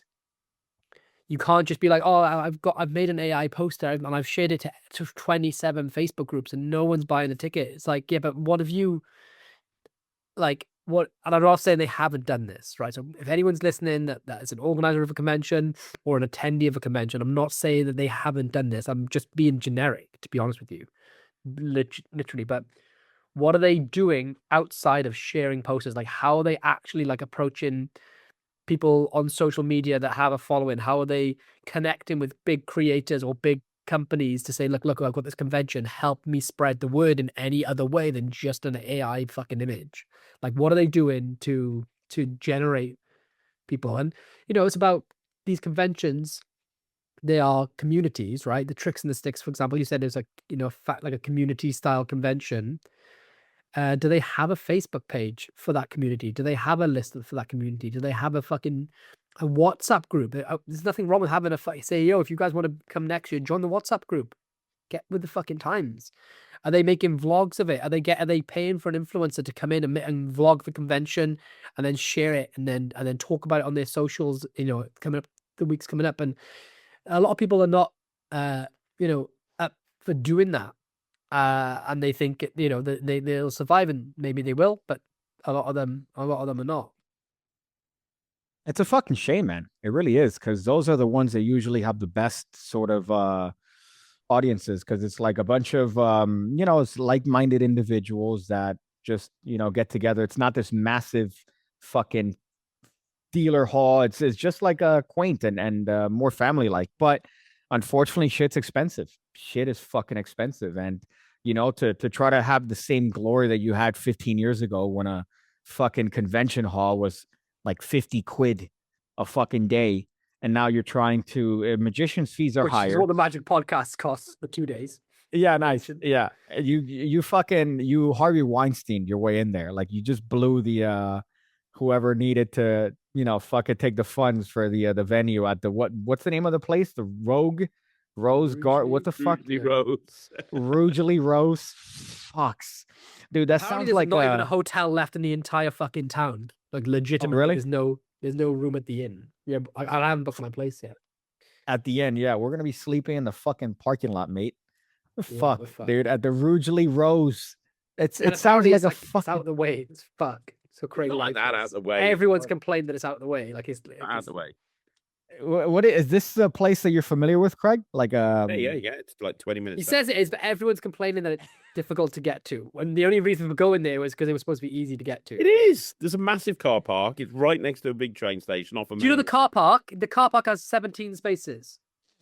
It's got massive. It says online 17 spaces. Dude, 17 what? But you could stack. Look at his face. You could 17 spaces in the car park. You can't park in the supermarket across the road, they say. So we're good. We'll be fine. Who drives in England? I'm going to give you a list of hotels in the nearby area, because there's tons. There's loads within half mile. Apparently they're all sold out. But anyway, it's a good thing. Do you know one thing they could do is, if you're about cost, right? For example, we haven't fucking got any of this so far, but if I was a convention and people were complaining about price, right? Drop the price of that, and then have merch, have stuff there, and be like, look, guys, it's cheap. You can come and attend, but if you want us to be back next year, pick up a hoodie, pick up a t-shirt, pick up a fucking deck of cards, whatever it's going to be. Help support the convention. When people are already there, they've paid to travel there, they're more likely to be like, okay, yeah, cool. I want to pick up the fucking Tricks and the Sticks 2026 hoodie or something, So like getting more creative with their financial structure or their income structure but yeah, ultimately, it's about trying their best to adapt, and it could be that they are doing it all the right way, but you got to think about, like, well, what would you, right? Pigcake, let's say you're putting on a convention in Miami, or you've had one previously, maybe you had one last year, decent turnout, and you think, oh shit, the numbers are dwindling. What would your approach, genuinely, like, what would your approach be now to think, right, I have 9 more months to get people booking tickets? What's your strategy? Dude, I'd find like a fucking venue that's as close to zero cost as possible. Through just people just saying, oh, hey man, you got a place? I could just think of a couple right now. Fucking make that cost as low as possible. And then just sort of make it a sort of intimate thing rather than a standard convention. Just have lectures that, again, fucking is low cost, but are willing to do it for fucking peanuts and cheese, and run it that way. But it's kind of difficult once you're trying to establish a precedent. You got to, make You gotta make money to make money, right? It's unfortunate, but especially here in fucking Miami, where everything's overpriced, where I'm tricking myself into thinking that a $25 burger is cheap. I'm like, oh, it's cheap. It's not that bad. $25 burger? What? 15 So- pounds for a pint? In my head, right, and I've always thought of it this way. I would never. We are doing a convention. It's always non-profit for me. Like, so the convention is just purely for the love of having a convention. So if you were to remove wanting to take a profit from it, and you just want bums on seats, people hanging out, coming together, giggity, and having a good time, meaning that you can make it as low cost as possible. What is your strategy to get the fucking bums on seats? Like, for us, it's 50 quid, right? It's 50 quid. I think they got, a couple of months to even save up for a ticket. If they put £5 away a week, they're gonna have enough to do it, right? Yeah, it's so funny. Oh, Pigcake, what would you do to make a convention work that has or is having a hard time struggling? I just look up what you guys did for the Magic convention and then just use that as a framework. Just be like, oh, have it at the Rugeley Rose. I would charge $50. I'd be the headline lecturer.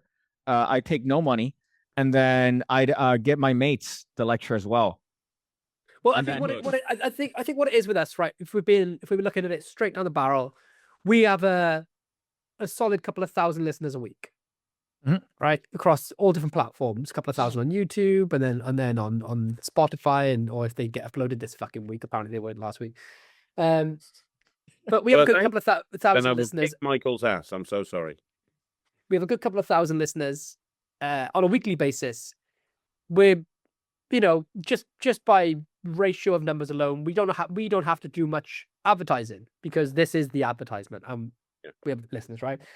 But let's say you are a Magic convention that up until this point they haven't needed to advertise. They've just had a recurring group of people that have always come.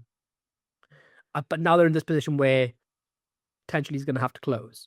So you need to think, shit, we've got to do something different to rally the troops.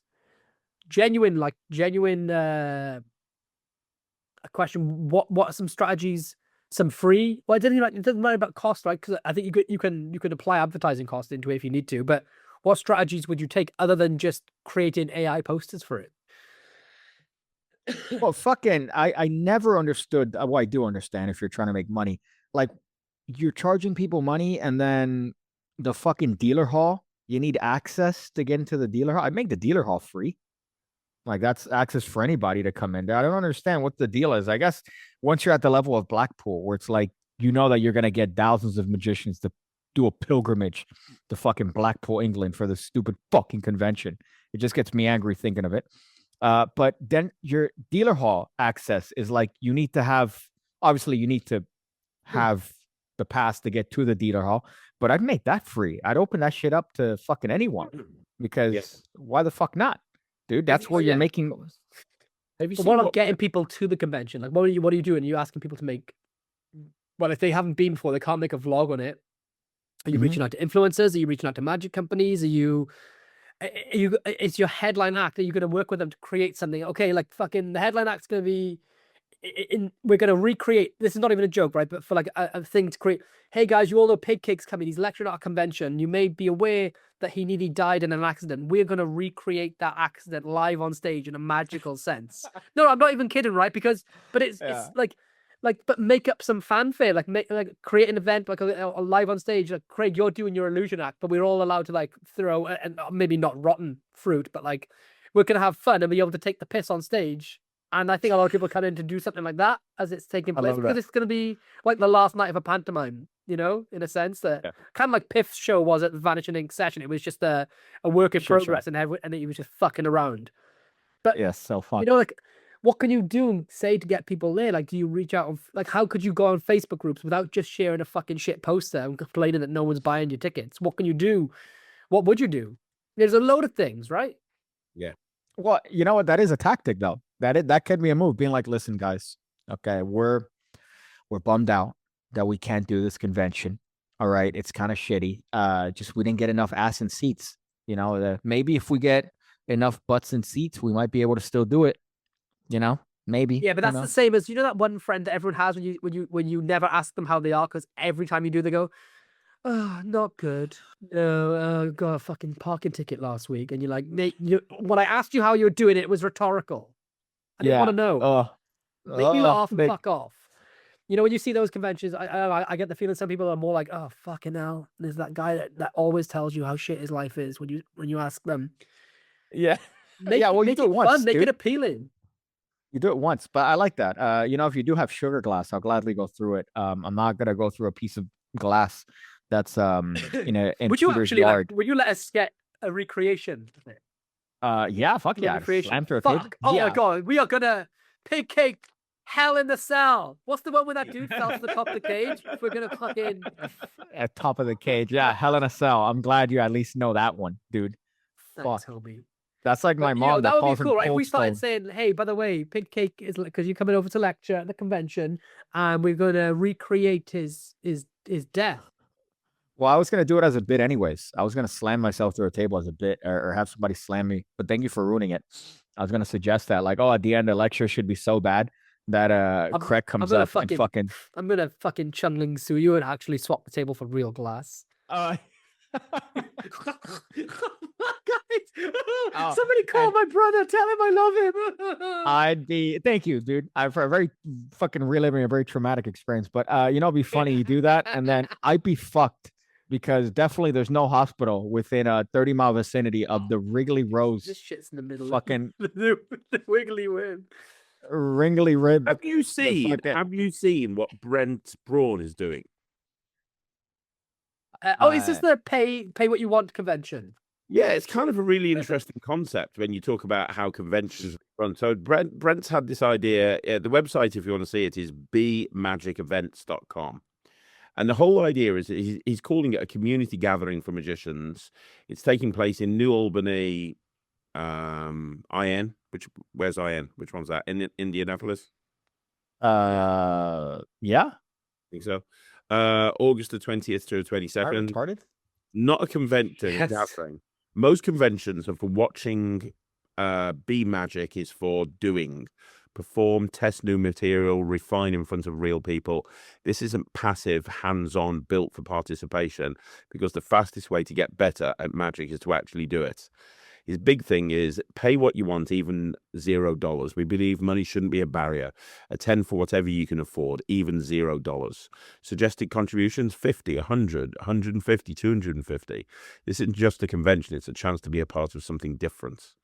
No dealer's room means no pressure, no sales pitch, no constant pull to spend money. It keeps the focus where it belongs. Who's lecturing? Indiana. Indiana. Instead of rushing between booths, you're in a room learning, talking, and experiencing magic together. It's not about what you can buy. It's about what you can take home. You've got late night jam sessions from 10 p.m. till 3 a.m. in the morning. It doesn't say anything about lectures. Oh, that might be why it's why. Oh, here we go. No, go. So Thursday night you've got Dustin Tavella. Didn't he go on the AGT? Yeah, he's the only name. The rest of it is lectures, workshops, pro panels. Nice. There's not really, as far as I can see. The people you'll meet. Here we go. Oh, these are the right. Here we go. These are the people. More talent coming soon, but who they've announced so far is Dustin Tavella, the AGT winner, the last magician to win America's Got Talent a couple of years ago.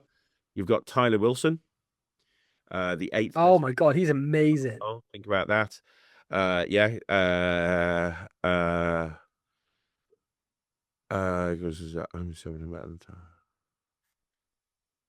so yeah, Tyler Wilson. It's Daniel pay what you can. Daniel Garcia. What? Fuck. Kayla Drescher from Chicago, performed all over the world for clients like Microsoft, IBM. Caleb Wiles. He's sick. Brian Saint, nationally recognized entertainer, multiple TV appearances, fooled Penn and Teller more than once. Penn and Teller. Kyle Littleton. Oh, he's great. He Yeah. has some really good ideas. Brent Braun, with more talent coming soon. So you got some decently big names there. Some really It's a big. fucking great lineup. That's a fucking amazing convention. I hope that it works out and that people don't take the piss with the pay what you want. Because in the UK, That would- They'd be like, great. I'm paying nothing and I don't feel guilty. Yeah, dude. Oh God. Have you ever gotten like a Lloyd, like you get like a fucking LUT for like Premiere or whatever editing program, and it's on one of these websites that's like pay what you want for it. Have you ever fucking put like, yeah, no, I'm gonna give him a tenner. I mean, dude, I don't know what this it's is like UK. in the People, but people States. see that, they literally go, great, it's free. Yeah. Yeah. But in that Free model, convention, everyone. how would that work? Because are you making it up just like, oh fuck yeah, dude, we'll just be in debt to do this convention? Or are you calling in favors? Are you making up money from, like, you're taking a percentage from the dealers, and then that's how you're no dealers? So then where the fuck are you? Because things cost money, dude. It's like a nice, thing to think. I'm pretty sure like Brent and Garcia and Dustin Tavella, I think Garcia and Brent was his I think they were the guy from AGT's consultants. So I'm guessing he's calling it a oh, look at him sucking on that banana. So I'm guessing he might have called it a favor, like, yo, I helped you win AGT. Can you help me with this? Yeah. Possibly. Okay. Sorry. But yeah, that seemed rough because I figure you could break it in bits, mate. Like, you don't have to fucking deep throat that shit. Or at least what I would consider to be deep throat, which is fucking not much for me, mate. But yeah, that's odd because you assume that someone is gonna be like, yeah, you know what? I'm gonna put like $3,000 for my ticket, because they got it like that. But then the majority of people are gonna put, okay, I'll put a pound. I'm just gonna throw $1 in the fucking mix, So it seems interesting to see how you would. Also, the other thing is Brent has brick and mortar magic shop. No doubt, maybe this. I don't know if he'd do this, but it would be potentially a smart move if the only dealer table there was his, right? Because he stocks things from Murphy, so otherwise known as the Vanishing Ink strategy. That's funny. No, but like if you but you cannot be pissed off if that's what he does, because that's a fucking smart move. My convention is free. Exit through the gift shop. Yeah, nice. Dude, I love going to any convention. You go to any fucking convention. Blackpool, I don't think it was that case last year or the time that I went. But you go to fucking any convention and you see like, Peter Nardi has a setup, Alakazam, whatever. It's a good setup. Then you have the other ones that's like fucking some other guy in a table being like, hi, look at my wares, dude. Buy my shit. Then you got fucking Vanishing Ink that has the. As Craig calls it. What do you call it, Craig? Oh, the Vanishing Ink fucking bouncy castle. When the isn't it? Come and have a ride with Andy and Josh. We're bouncing together. And you've never been to Magic Live, Lloyd, since Vanishing Ink have had their ridiculous. I went to one of them. I've been to like 5 Magic Lives, I think. I know, but in the last few years since I've been going, you've not. I went to one where they had this all like smart, decorative, fucking designed. They've basically got they've basically got a fucking Apple studio. So they've made it so trendy. It's like, come and sit on the sofa and play with Andy's tricks, and you just randomly have people like Piff the Magic Dragon walking around in there, and it's like, I mean, their whole shtick is we are a premium brand, which is great because they have a fucking casting couch. Like they have a lounge area in their fucking other magicians are struggling to find like steel chairs that they could sit on for their little booth. And then they have a fucking like couches and, oh, you could come here and lounge about, and they'll have a lecture probably within the fucking dealer hall.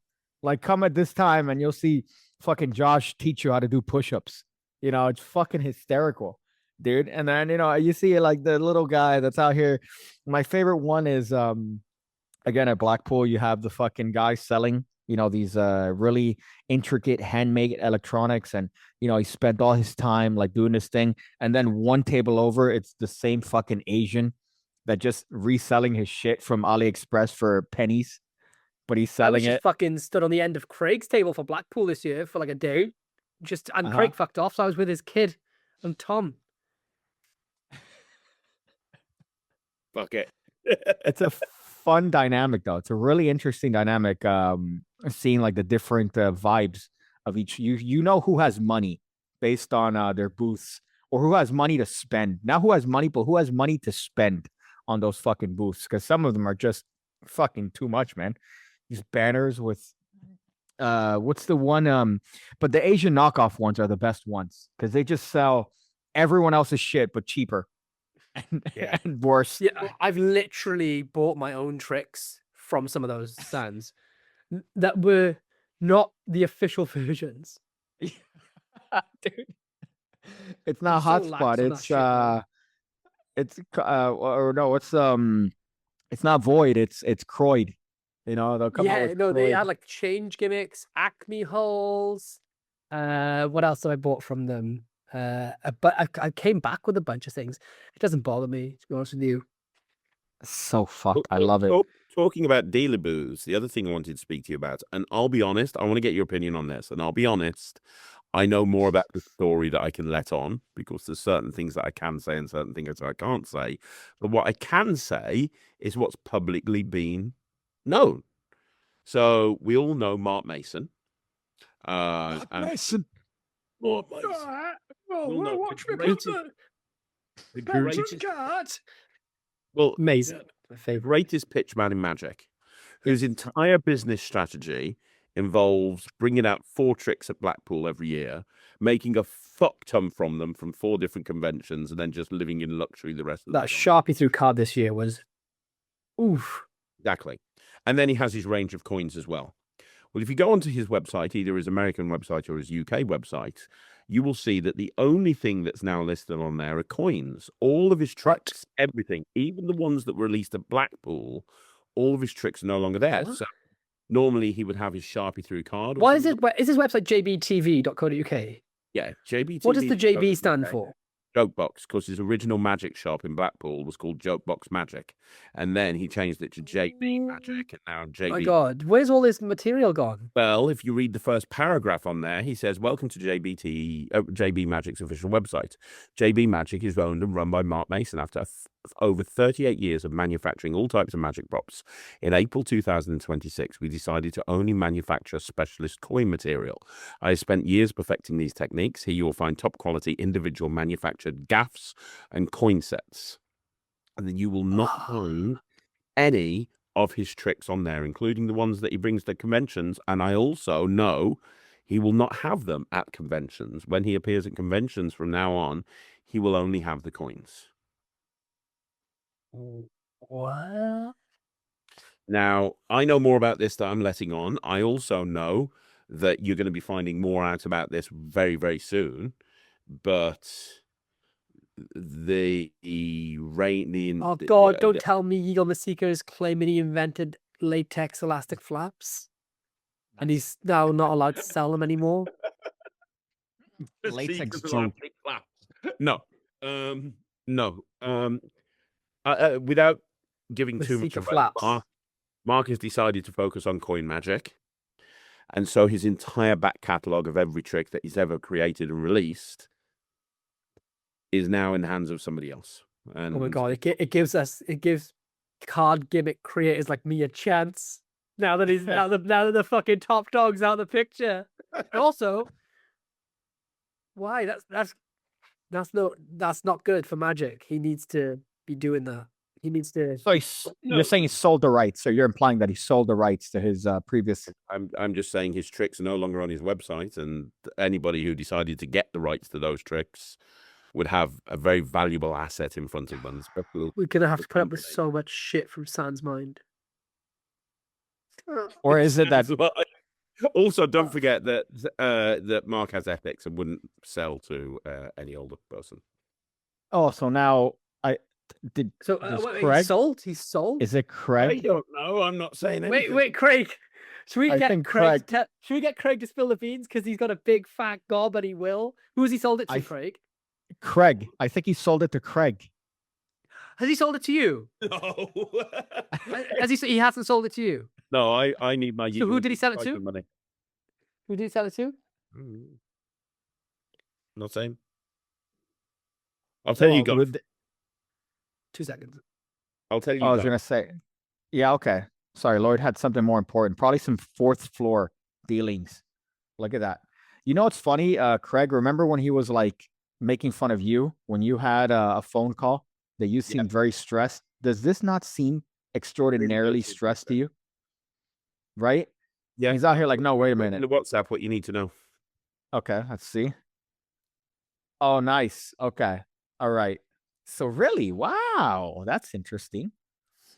Right? I mean, it's always been that. I mean, at least from I don't want to say much because I feel like I'll say what it is. You know. It'll be But in it soon, very soon, like oh, days. really? Okay. Wow. No, maybe by the time this goes up, Lord knows if your what do you call this? Your production lackey puts it up correctly, the right time. What is it, Michael? That you just whip them into effectiveness. I love it. I wish I had a little lackey that I could fucking whip around and tell him, hey man, you better upload that shit with that fucking thumbnail right this time, mate. I have a couple of little lackeys. One of them is called Ryland. Right. Well, you made that one. It was really funny. Are you okay? Yeah, there was somebody knocking at the door, and then I couldn't. Usually Kaylee misses it, so I was trying to get her attention, and then I listened to the doorbell camera, and it was a fucking salesperson. Oh, I thought it was a Jehovah's Witness. No, I'm waiting for delivery. We've had to have so much fucking stock rush shipped over for certain things. So I'm waiting on right? deliveries. Like 6 Pros. More of everything. There was an avalanche. I thought I was ready for the hailstorm of orders that we were going to get after the Vanishing Elephant, like sort of gauging my customer base, and it fucked me up. So That's funny. That's a good thing, though. That's a good thing. yes, it's a first world problem, but I just want to try and do the right. I want to do everything right. I want to make sure like my customers come first, and so just trying. They're definitely coming. Although what I just I mentioned this before, but Tony, a little shout out to Tony Antonio, who got upset once because I called him Tony Andreu. But I didn't figure that your name would be like a rhyming scheme, like Tony Antonio, like Tony technically. Wait, but he said, Pigcake, what's your real name, and what do your family call you? Is that like they a call me rhyming scheme? Pigcake. They call me Pigcake. Oh, okay. Because I'm sure that maybe it was a loss. Maybe it was, yeah. Maybe was just really sleepy when you told me that the name that your family give you also has a rhyming scheme, which is even It does have a worse. rhyming scheme. All right, the cute name that they give me.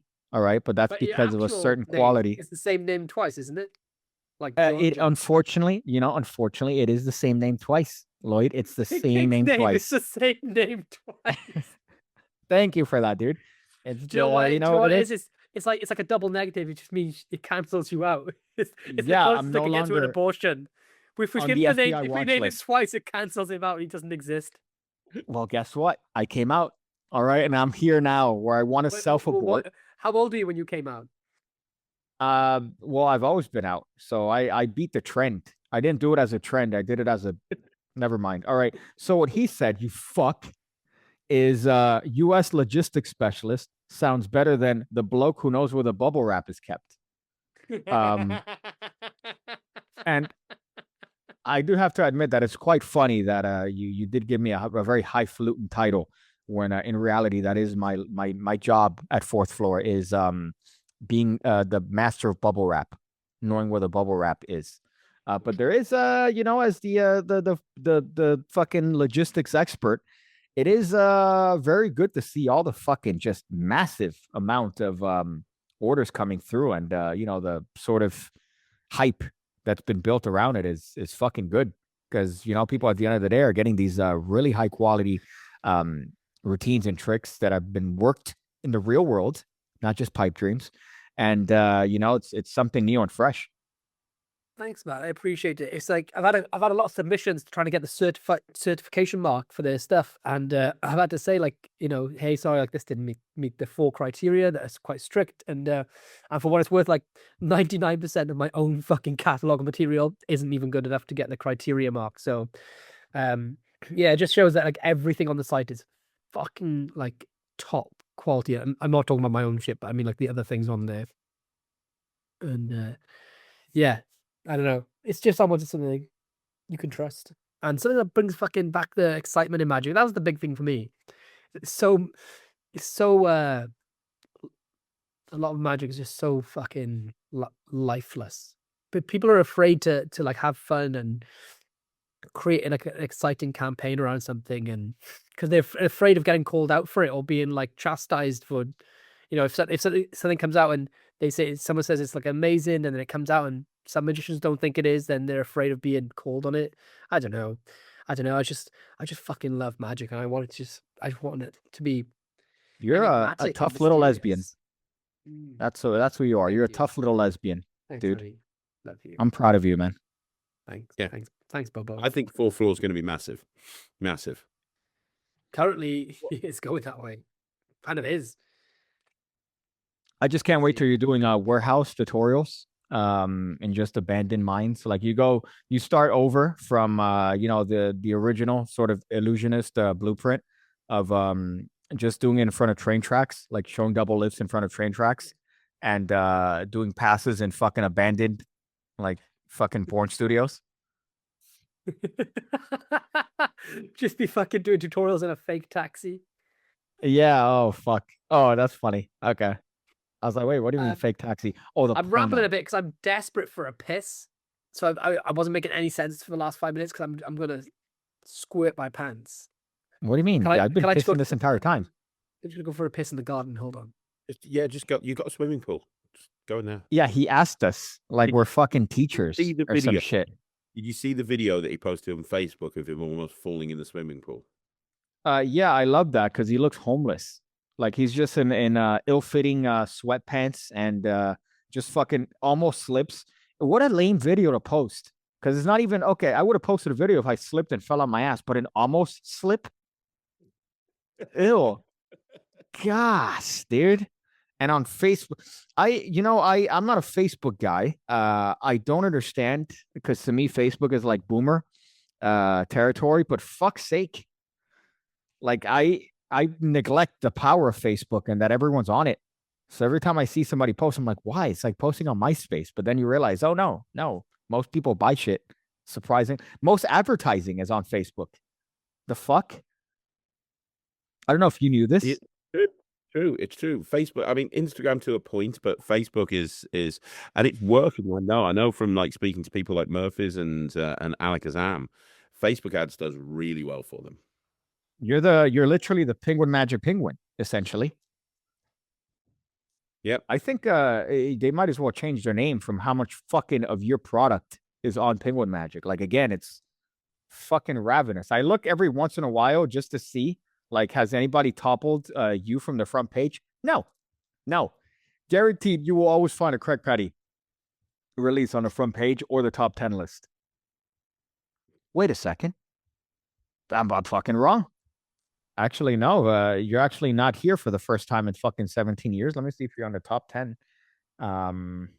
Yeah, Chop is still there. Okay. For a hot second, I thought maybe there was a battle of the penguin here. It's funny. It's funny. I don't know, man. It's weird because I don't just work with Penguin. I work with Alakazam. I was on the, I work with Murphy's. I've got a Murphy's trick coming out this next week. I've got my first Murphy's trick here coming out. It's odd that now it's almost part of Magic, whereas before all these companies were isolated, like islands, and they were sort of battling each other, and it was never but they're releasing something, and then now this company has it, and everybody you could pick and choose. It was never that way years and years ago. It was always this heavy competition of we're isolated, you could only pick it up here. I don't know what you think, which one works better, like the way it is now or the way that it used to be, as far as actually having one place to get one particular item. You know what I mean? Like, I mean, you got to thank Murphy's for that, because Murphy's have made it so that almost everything goes to every Magic shop in the world instantly. And obviously, the second biggest do you know who the second biggest wholesaler in Magic is? No,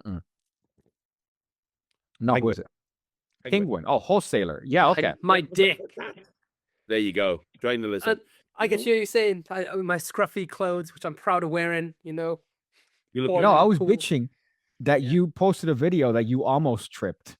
Not that you tripped, that you just went, I'm too agile to trip. I'm like a fucking cat. I was like, yeah, I didn't go in, but pussy. that's the closest you're ever gonna get to see me fall in pool. I or think. falling through something in 4K. Yeah, We were just exactly. talking about the weird relationship between Penguin and Murphy's, because Murphy's are the largest wholesaler in the world. Yeah. But Penguin is the second largest wholesaler in the world because they've got such a massive catalog of stuff that they wholesale. And I know their wholesale business is growing and growing and growing exponentially. But then Penguin is also the largest magic shop in the world. So as well as being the biggest competitor to Murphy's, they're also Murphy's biggest customer. That's a really weird situation when you actually think about it like that. Well, Lloyd, what I was saying too is that years ago, I'm sure you know this more than anyone about the isolation between every magic company, and it's something that we brought up on the podcast before, where it's like it's interesting to see where it's come, because it used to be the world of exclusives, and even on Penguin Magic on their forums, you couldn't mention Illusionist, Brad Kristen, you couldn't say anything without getting like banned. Same thing on Illusionist, and it was always weird to see this crossover, and now it's completely thrown out the window, like that exclusivity doesn't exist anymore in Magic. So I don't know which one you think is a better system of establishing things, especially you now that you have your own thing. Like, ideally, you'd like to have exclusives. No, obviously I'm gonna have exclusives, but I'm not against, and I'm not going to keep them exclusive forever, because some people are loyal to their favorite magic shop. Some people will never hear of your magic shop because they don't surf the net. You know, some people just like are hobbyists that don't take an active interest in the industry. Every few months, they might just like, I need a new magic trick. I'm going to go check out Penguin Magic. They always do me right. And they'll do that. They'll never hear about the industry dramas and all the stuff, they don't go on forums or Facebook groups. And I just think like a rising tide raises all ships. I think every magic company, or most magic companies, do a lot of things. Like some do some things better than others, and collectively they're all good overall. Where some people do better, like some people do better books, some people do physical gimmicks better, some make better electronics. You know what I mean? It's like by trying to restrict, or what's the word, like put gagging orders so that hopefully your customers never hear about your competitors. I think it's such a fucking slimy way of operating. I just think it's so shady. If you've got nothing to, if you're a good business and you've got good, unique products, it's okay for somebody else to also have good, unique products. It's not a zero-sum game. It's not like, okay, every year there's a pool of $1 million and that's all there is to go around, right, guys? So go, Hunger Game shit. I just think like if someone came to me and I had a trick on my website, maybe the trick is a coin in glass, right? A coin in glass, that's my trick. It's been on there for 3 or 4 years, and someone on Vanishing Ink or Penguin brings out a coin in glass, and it's better than the trick that's on my site. And someone comes to me, a customer says, right, I want the latest technology available in coin in glass. I've got to do this really important performance. Advise me. I'm going to send them to get the better one, even though I got one on my site, because ultimately it's about just not being a shithead. There's also another thing as well, which comes with it. And this is not just about being a good person, but also like it can benefit you as well, which is the best car salesperson is not the one that's going to sell you a car today. He's the one that's going to sell you a car in 3 years' time. And the way he does that is often by telling you to go today to a different dealership. So you'll go there and you'll say, I need a car. This is my budget. This is the requirements. And he doesn't have one in stock, but he knows that his competitor does. And it's the perfect car for them. So he'll say, go to them because they've got a better car for you. And the next time that person purchases a car, they're not going to go back to that dealer. They go back to the person who gave them the good advice. So it does benefit you, but yeah, I just like, I don't think if Penguin have a new release out and it's their own thing, and I have a new release out and it's my own thing, I don't see that as it's like not really competing. It gets kind of gray area when it comes to everyone selling the same product from like a wholesaler. Like for example, the Void just came out, and I 400 emails in a 10-minute period about it's a lot. But the thing is, right, and the thing that I think is funny is that with the Void, I had it. Actually, a lot of dealers got it before me. Even though I made the trailer, I actually didn't do any like promotional stuff with it until late in the day. Like what I'm trying to say is that there's products coming out now from Murphy's that I won't be involved in at all. And if any of them are really, really fucking good and they meet the 4 criteria for the 4th floor certification, then I might consider wholesaling 1 or 2 of them or 1 of them. But it depends what it is. But whatever that case is, when I get it into the 4th floor, I'll be making my own promotional material with it. I'll be making my own videos on YouTube. I'll be doing my own photography set with it. Like I've done with the Void, I'll be doing like everyone who buys from the 4th floor gets a 4th floor on most products gets a 4th floor Intel video, which is bonus tips, tricks, and ideas that I'm this basically a consulting session from me, which is exclusive. Every magic company has complete authority and autonomy to do whatever they want when that product comes out. If they want to do a different photo set that matches their brand, if they want to go off and do street performances with the trick, they can. If they want to do a consultant session with it, they can.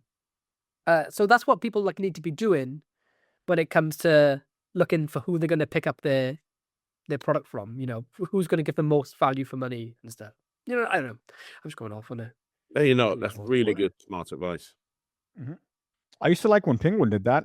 Whenever it was like a product that it would be, you know, presented by like O's would do the explanation regardless of what you're getting in the packaging.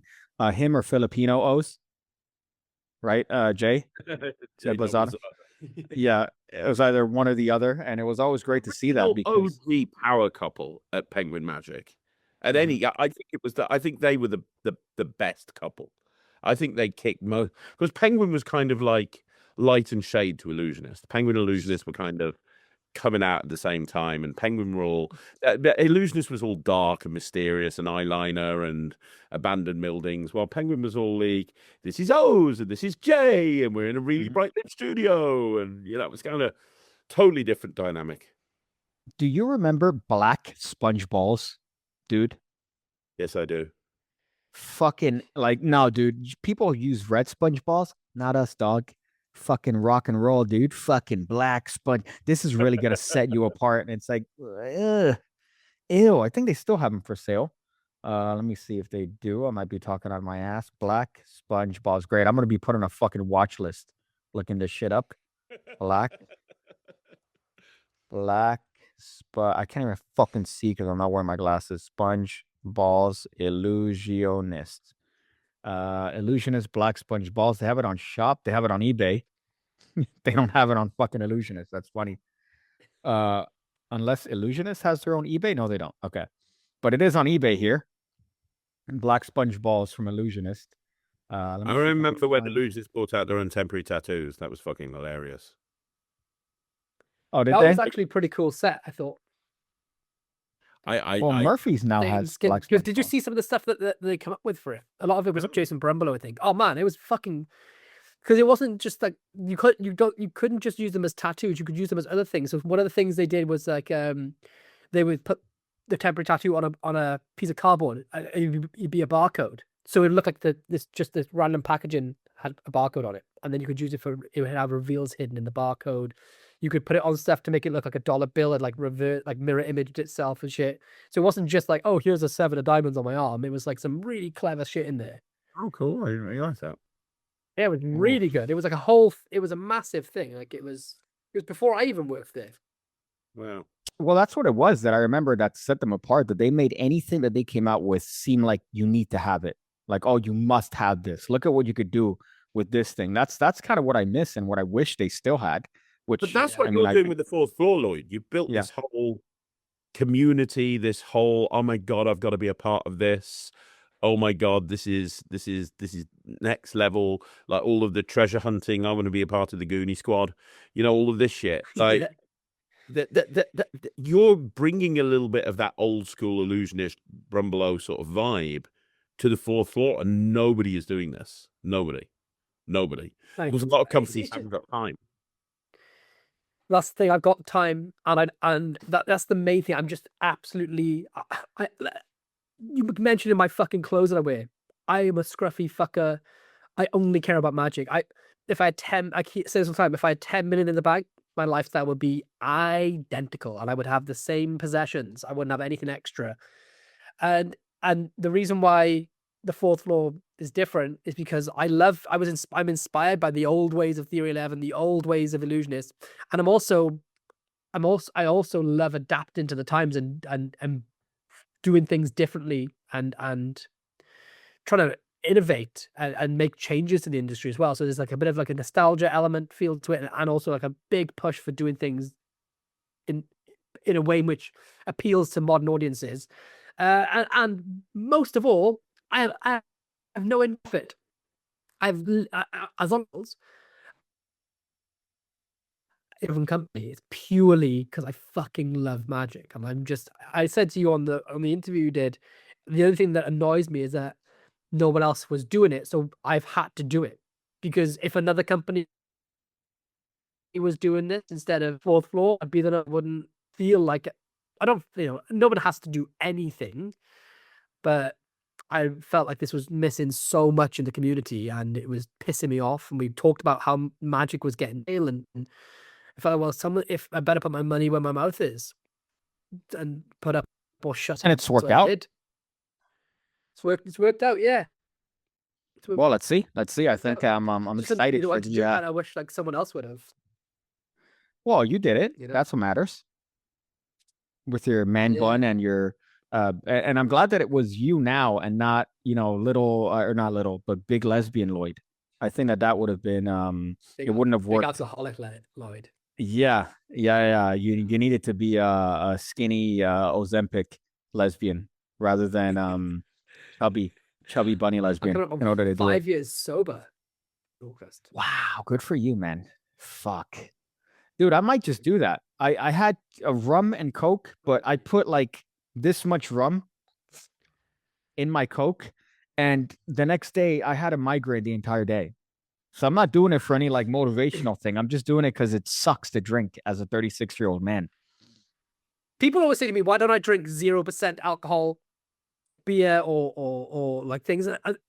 If I find myself, which you rarely do, in a bar, and it's only because we're having food or it's a magic convention, I'll just order like an orange juice or a milk, because I never drank because I like the taste, ever. Drank because I'm an alcoholic. Yeah. So if you like a rum, there's no point. It only makes it taste shit. Rum isn't actually nice. You have fruit drinks take it. Math fucking the poison. So just have a fucking orange juice. To make it palatable. Yeah, no, you're right. So it's like having a screwdriver, but just a mixer. That was a great joke from It's Always Sunny in Philadelphia. It's like, look, they have screwdrivers. No, dude, they just sell orange juice. The mixer? Who drinks just the mixer? My uncle years I said, why don't you drink? Do you ever drink water, Uncle Tony? And he said, no. I said, why? He said, because fish fucking it. Fish fucking it. I said that to a bartender the other day, and I go, no, because Mish mucking it. And then I'm like, fuck. Fucking, I said it like an absolute fucking idiot retard. But man, fuck, bro. I'm just so happy to see that it's, what if, because you had a whole like ARG thing, right? I assume that you've got nothing but good feedback on that. It grew the community even more. The community is like sort of alive, and some people came just to play for the ARG is basically like an online treasure hunt, but this one was fucking hardcore. Couldn't be solved by AI. We had it wasn't just like stuff in the source code. This was like down.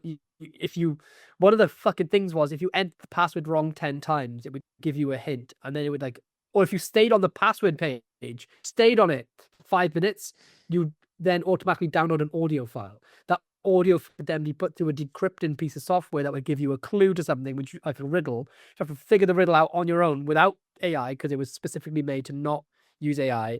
Some people were finding like jigsaw hidden in code in different areas through secret images that were put together. It was just fucking wild, and people just got involved. Loads of fun, and eventually it landed.